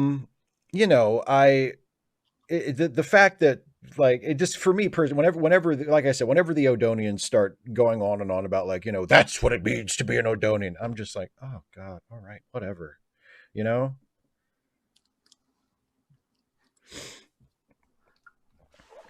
You roll your eyes a lot, Steve. You got to keep them limber, the eyes are very important. But none of that is to say that I'm not enjoying the book, because I do think it's a really good book. You have incredibly strong eye muscles. I could probably pull a truck with them. We could attach like cables to my eyes and I could just go like that and the truck would move. Like a Toyota. Yeah, just not a big truck. Yeah, exactly. Maybe like a Ford, like a Ford Ranger, not a full-size pickup, a small pickup.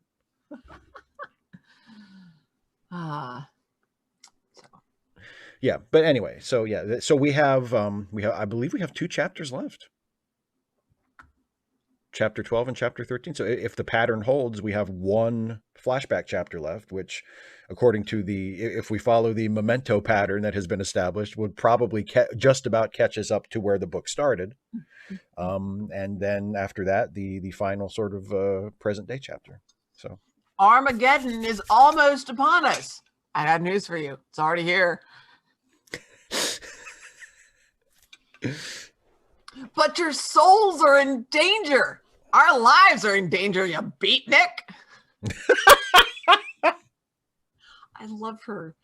I love all of them. So much. So much.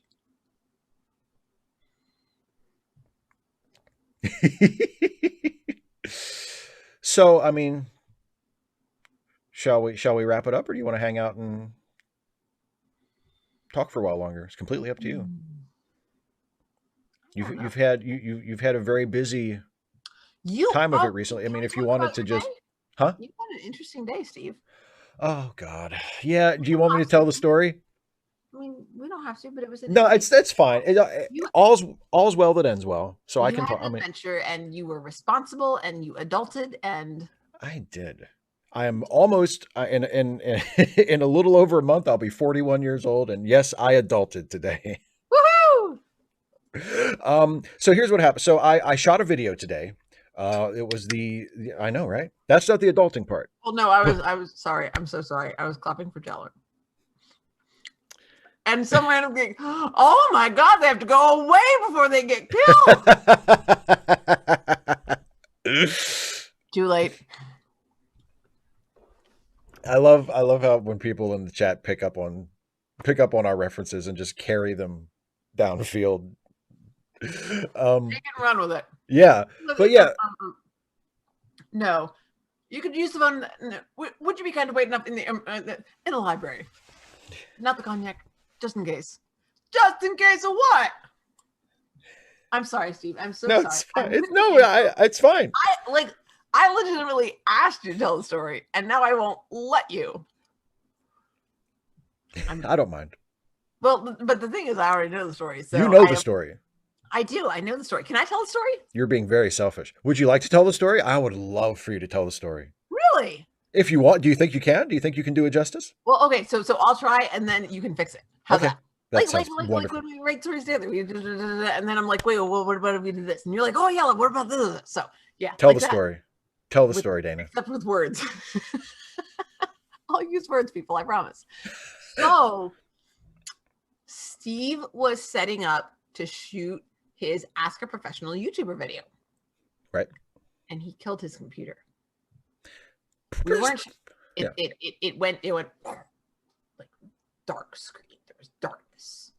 Yes. Darkness covered the screen. But there was one light. The light of the camera. Indeed. Which meant that the computer wasn't actually off. Just wasn't doing anything, and it wouldn't turn off. Like he pressed the power button, and he held the power button down. Nothing happened. Steve, you told me that I could tell the story. I'm sorry. I'm sorry. I'm sorry. I will hush my I will discontinue my commentary. Please tell the story. Can we trust you? I guess let's find out. Okay. So Steve decided that he was going to attempt to fix the computer by unscrewing the panel that held the battery in and taking the battery out so the computer would shut down, and then letting it rest, then putting the panel back in, putting the battery back in, and then putting the panel back on. But he didn't have a screwdriver that was small enough because he had weensy screws. And he had like a little, like a jeweler's screwdriver. Too big. So he went to Lowe's to get a screwdriver. Lowe's did not have a screwdriver this small, but he used the power of the internet to find out that there was another Lowe's, and they said they had a screwdriver that might be small enough. So he went to that Lowe's all the way across town, possibly on the other side, and then he came all the way back home, and he tried, and it unscrewed the panel. So he unscrewed the panel, and he very carefully kept the screws handy so that he could use them again, so that he could put the computer. You're so right. I'm sorry. I try so you don't understand all the things I don't say, you guys. You have no idea how much I behave myself. So going back to the story. So he unscrewed all the screws and he kept them very carefully, and then he took the battery out, and the little light went off. And then he put the battery back in, and he had decided that, if it didn't work, he's going to take it somewhere and pay like money to have somebody else fix it. Unless they said, no, Steve Shives, it's busted. And then he was going to have to get a new computer. But you wouldn't have to get a new computer because this was just a laptop. You wouldn't have to get a new computer. Although what you would have done for the video, I don't know. You would have had to set up somewhere else with your desktop, because like part of having the computer there is part of it's part of the thing, Steve. It's part of the video. So anyway, so he puts the battery in and he puts the panel back in and he takes and he puts one screw in and he goes in and he puts another screw in and he puts the third screw in and he puts the fourth screw won't go in. The fourth screw won't go in. The fourth screw won't go in. I'm like, okay, so you got it in there and it's held in with 3 screws. What do you freaking do? But did Steve give up? No, he did not. He persisted. And I'm not entirely sure how he did it, but he said he got the 4th screw in. And then he pushed the power button. And the little Dell symbol came on. He's like, okay, so it did that. And then it made some kind of noise. And then he's like, okay. And it's like, hey. And the camera's working. And it looks, okay. And I think it works. And so obviously, well, no, actually not obviously, because this is your desktop, isn't it? Mm-hmm. So we wouldn't know. It could just, you could have just been lying to me the whole time. Nevertheless, Steve persisted. And through his persistence, he was ultimately successful in resuscitating his laptop that he'd broken by being irresponsible. Or at least not responsible enough. Because like he was setting up, he said he was setting up his boom mic and something went clonk on the keyboard. And then it went dark. But he fixed it by thinking about what he could do to make it better and then trying something and having other options as backups, and he did it. And I'm proud of you, Steve. Well, thank you. I'm kind of pleased with myself too. Yeah, I'm feeling very lucky that I didn't mess it up any worse than I did. Because once I finally got the back of it off and unplugged the battery and plugged it back in, it was fine. And it's been fine ever since. So, but yeah, that was my little adventure today. I'm really on, yeah. Oh, the Georgia law, yeah. I mean, hopefully, what I would like to see is for Congress to pass something that would, countermand it, because the federal government can set election standards that states need to follow, and that would be nice if they did that. But that is an iffy proposition given how narrow the majority is in the Senate. But that would be nice. And I did like I liked Biden's statement about it today. Biden's statement about it was, not diplomatic at all. He called it an atrocity.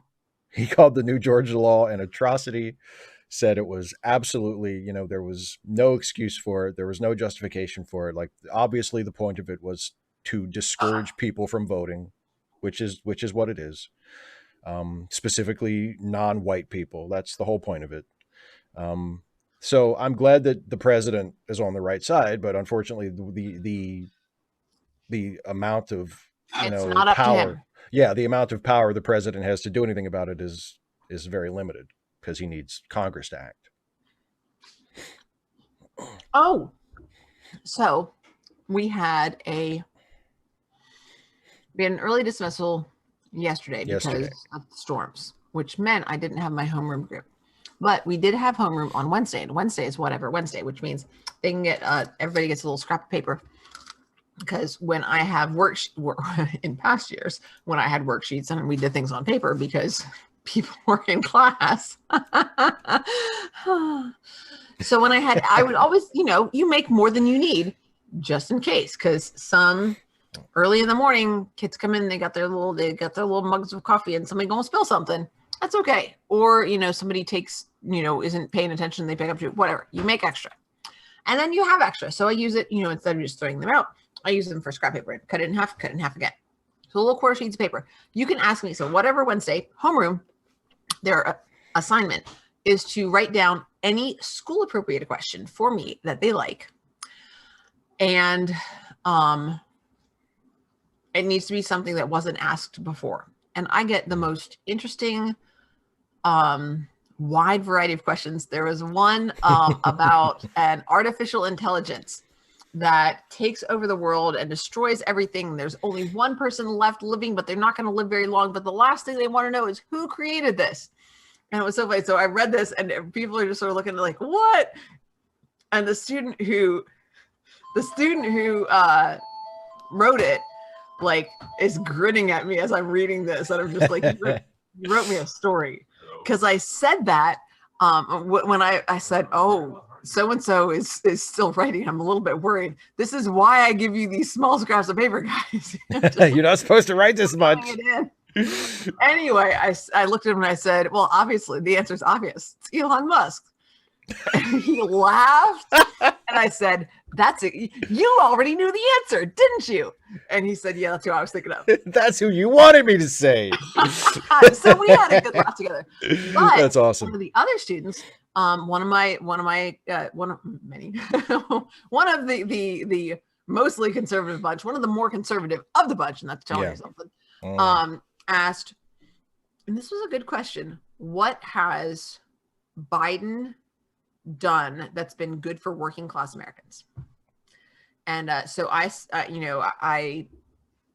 that, there are limits on what the president can do. And essentially I was talking about, the bully pulpit. The president can push for action from Congress is a big part of it, because, you can do executive orders, but they don't have the staying power that a law has. Yeah.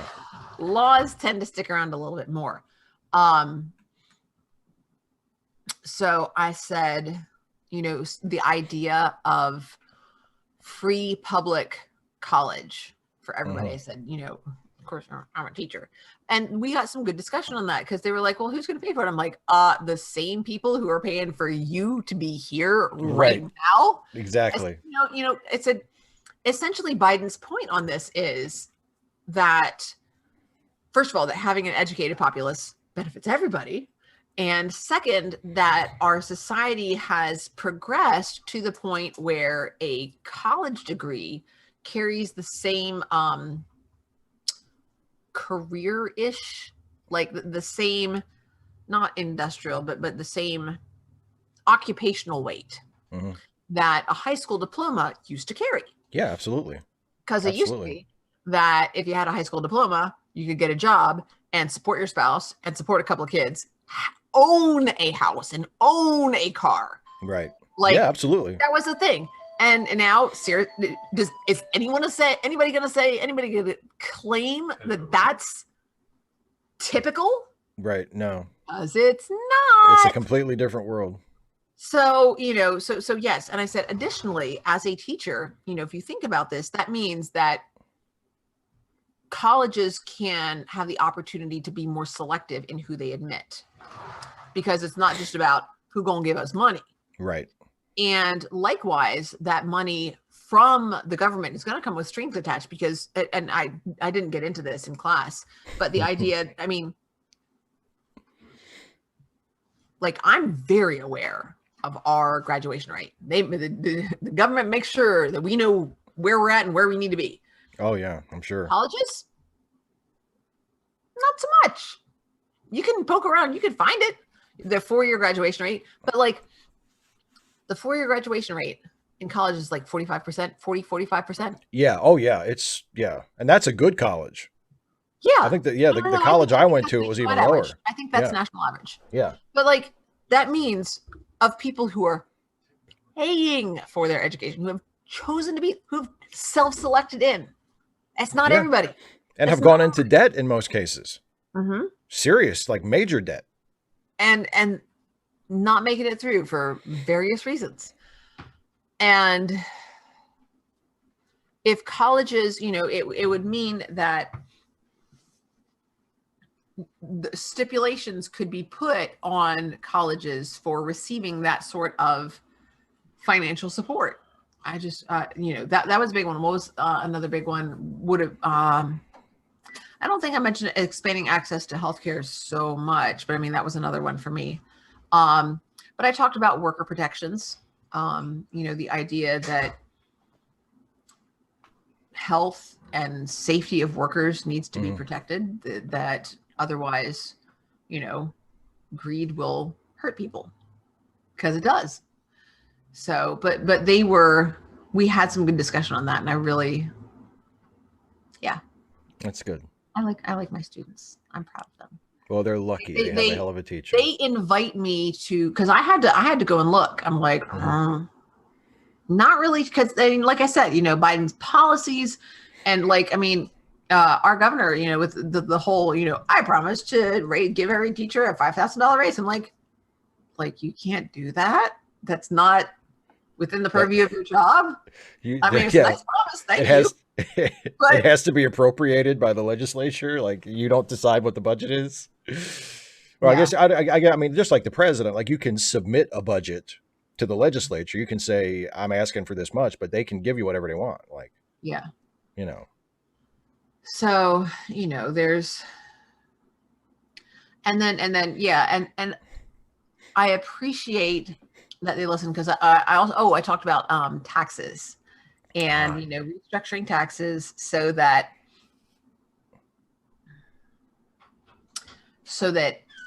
wages are taxed less and investments are taxed more, right. you know? And one of the students said, that's not fair, because my mom would work if she could, but she's on disability.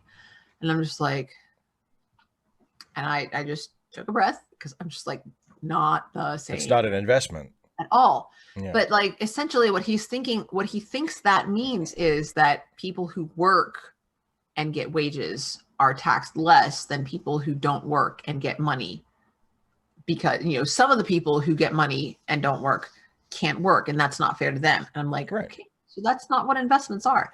No. SSDI would not, that's a different thing that would not be affected by this. I said, this is for people who give their money to somebody else, have that person work, and the increase is then they take some of that, what the other person worked for. Right. And one of my other students said they make their money work for them. I said, no, they don't. The money doesn't do the work.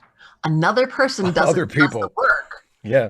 And they don't get all of the money from that work. They have to give it to somebody else. Yeah. And he just sort of went like that. Like, he didn't nod. He didn't shake his head. He just sort of tilted his head. And Yeah. it wasn't, that there, you can tell when there's that resentment, because from the first student who talked about, disability, there was a wall there was like, this is wrong, and it was coming from that personal experience that I was talking about something that would hurt his mom. Yeah. I'm like, but I could visibly see him relax when I took the time to approach it in a non-judgmental, non-confrontational way. Yeah. Well, and plus, I mean, he had a misunderstanding. I mean, he was reacting to something that he was wrong, and I didn't approach it as, you're wrong and here's why. And it's some random, you kind of, that's one of the things that I keep talking to you about, the importance of relationships. And, I see these kids maybe for like 20 minutes a day. Mm-hmm. And goodness knows, sometimes they're here, sometimes they're a virtual student. Sometimes some of them I don't see much at all. Yeah. There is one student that I had, they're juniors this year. One student I had in class as a sophomore last year. She's been here in homeroom twice, I think, this semester. I'm like, oh, hey, good to see you. And then she's gone. I haven't seen her since. It's been a couple of weeks. But, it's about when you, and the kid who got mad about his mom, we don't have the best relationship. It's not bad, but like, because you're always trying to kill his mom. Why are you always trying to kill his mom? Or let him know that he can't, he's not supposed to have his phone out. Well, that's probably the source of the grudge right there. Well, he said, like, this was on Monday. He's like, well, keep it out so I can see if my mom texts me. And I said, that's great. I support that. I said, but I have to treat people, equitably. I can understand that. But if you're going to do that, you just bring me a note from an administrator. Any administrator is fine. Principal or assistant principal. We got 3 assistant principals. There's 4 people. Bring me a note from them. I will hang on to it. Yeah. And then in case anybody says, well, you're not being fair because you let so-and-so have their phone out, I can be like, I'm not letting so-and-so have their phone out. Take it up with the principal. Right. Or it's been, take it up with this person. It's gone through the proper channels. Exactly. Going through the hierarchy. Your ass is covered. Yeah, but I mean, it's acknowledging that we do live. I am within a hierarchical system, and this is just how things are. This is how I will respond. This is what will happen. And it's just having that regular relationship with these students is just, it's really nice. I like it a Yeah. lot. And I hope, I mean, the idea is because they were in my homeroom last year as sophomores. And the idea is that you have the same students in the same homeroom roughly year to year. And then because some teachers will, move schools or they'll retire and you get a new teacher. And Right. so, yeah. But so they've been in your homeroom for, the idea is they'll be in your homeroom for their entire high school For the rest of the career. because last year was the first year that we did this. Right. We had tried it several years ago and we did it for like this is our second year. We tried it, we started it last year and then COVID happened. Yay. I'm really pleased that they didn't just go forget it, that they really I appreciate that they stuck with it. I also want to point out Emerland's comment that there's people aren't disabled. People have health issues and society disables them. The example I give is my glasses is that I see that there are different patterns of color. I can see my arm moving in the Zoom window. I can't tell that there's a face there. Like that those are faces. Right. But with your corrected vision. With my corrected vision, I'm fine. I mean, I'm always fine, but indeed. But with my corrected vision, I can see perfectly well, and because for whatever reason, maybe in part because it's a relatively common problem, in part because we've developed technology that's relatively inexpensive to correct it, or to, to adapt for it, to help us with it. It's not really even considered a disability, No. so that accommodation, it's not considered unprofessional to wear glasses. Have you ever seen, what's the Marilyn, no, is it Some Like It Hot where she doesn't wear glasses? Yeah, I think so. There's another one too. I think there's, Gentlemen Prefer Blondes? There's one with like 3 women where she doesn't want to wear her glasses and she's always squinting and just sort of, sort of wide-eyed and then squints. And but I think she does it also in Some Like It Hot. But the idea that it's not socially acceptable to wear glasses. I mean, apparently that was like a thing. So. Well, what was part of that also the old saw of like, oh, it spoils your looks. I guess. Which I don't think is really a thing anymore. Men don't make passes at girls who wear glasses, Steve. that has never been the case for me. Well, I mean, I have never in my life been attracted to someone and said, "Oh, fuck, if only she wasn't wearing glasses." Like, yeah, but did you ever make passes at anybody? No, never. Of course not. Exactly. Whatever. What kind of make passes at girls who wear glasses? What kind of a cad do you take me for? What kind of a rascal do you think I am? A nerdy one who watches Justice League, who watches crappy movies. God, you just need to mediocre straight white men. Set me free. How to Marry a Millionaire, Beautifulest One. Thank you. Yes, that's it. How to Marry a Millionaire. Look at that, Beautifulest One with the save. Yes, that was absolutely. You put it in the chat, and I'm like, that's exactly what I meant. Thank you so much.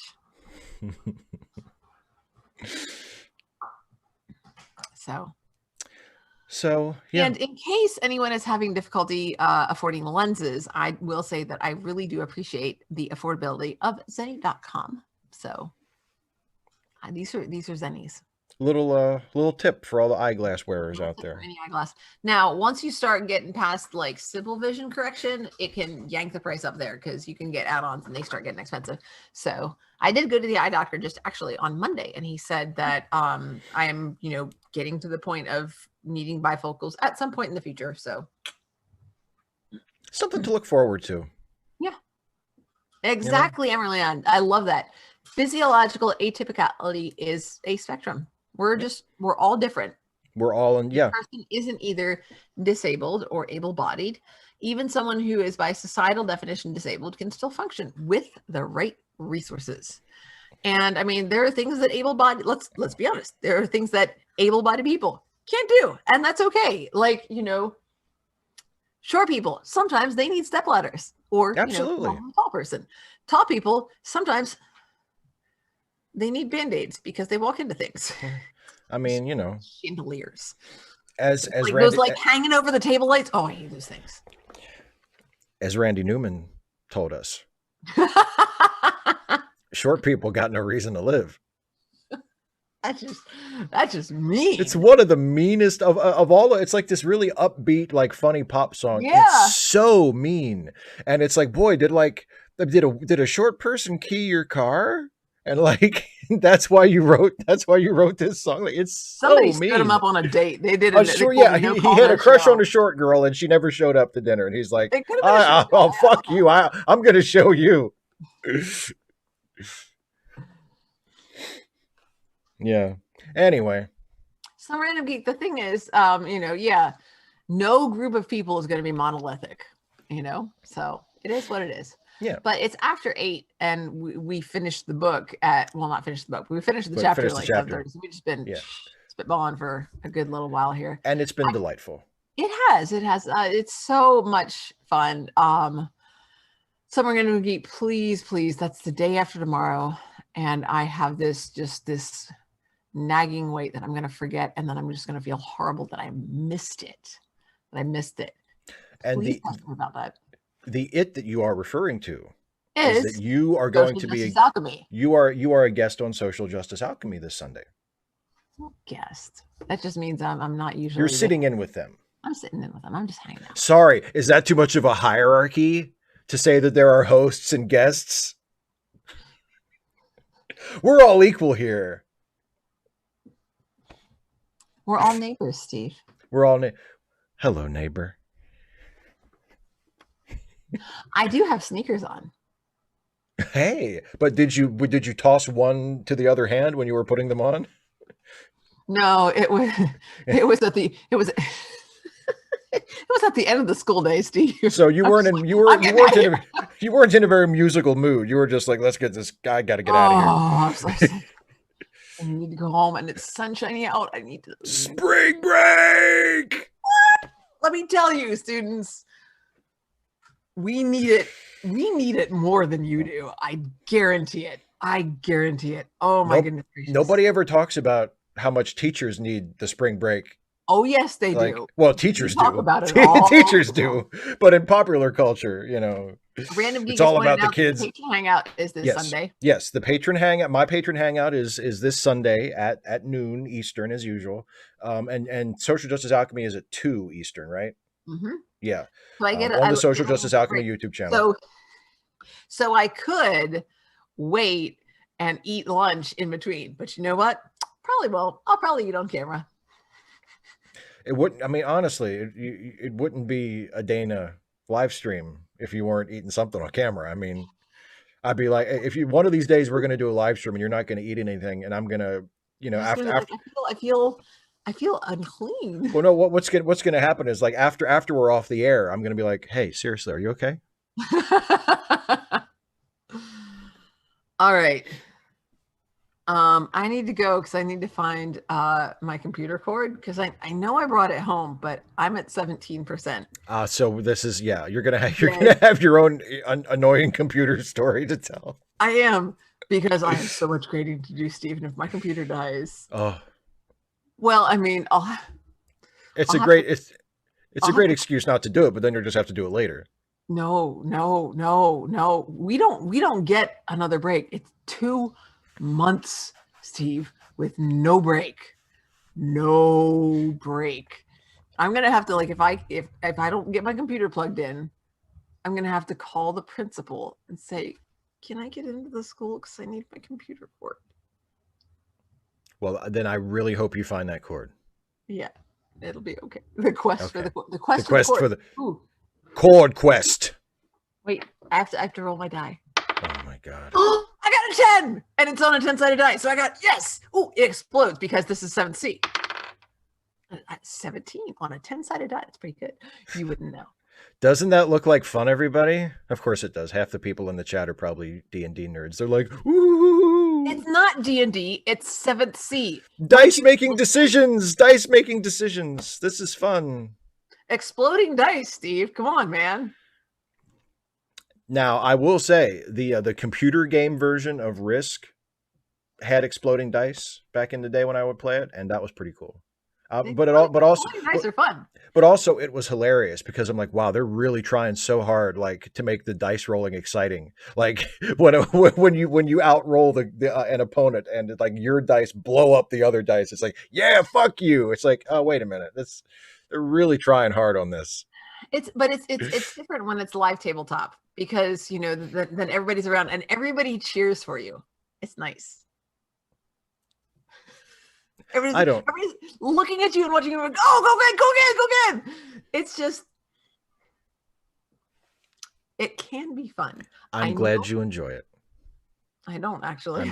I'm glad. I like a really small table, and most are too large. So I am glad you have had experiences that have allowed you to speak in a way that suggests that you enjoy it. Precision matters, Steve. Very well done. Thank you. I thank you very much. So anyway, yes, let's wrap this up. I want to remind everybody about the charity links that Some Random Geek curates for. Absolutely. Well, I would say us, but I mean it's your channel, dude.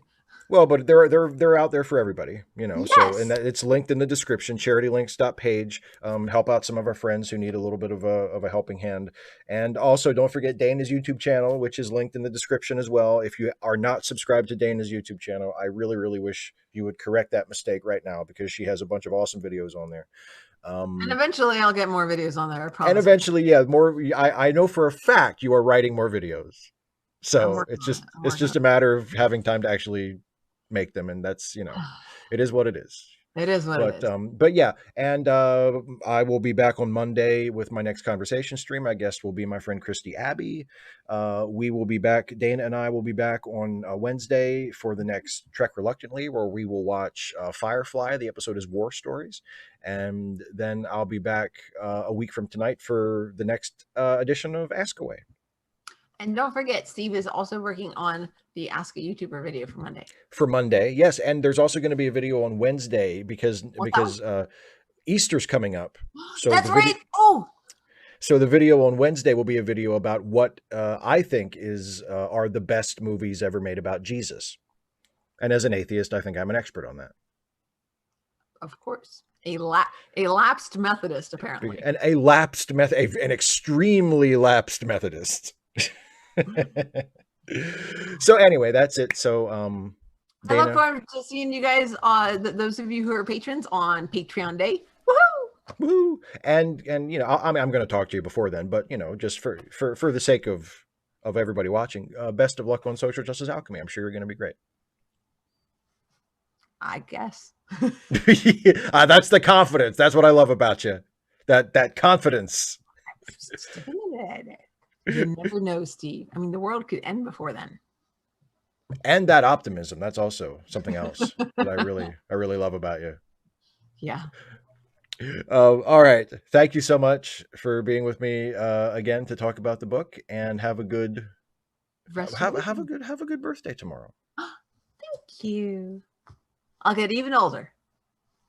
We all do. Well, I mean, for a while anyway. Well, there comes a certain point where the getting old kind of stops, at least from your perspective. Where you don't. Yeah. As my grandfather and many other people have said, getting old sucks, but it's better than the alternative. Exactly, Steve. So true. Thank you. Or at least it is for me, and I'm very glad that is still true. Me too. All right. Thanks for watching, everybody. Have a good weekend. We'll see you next time. Good night.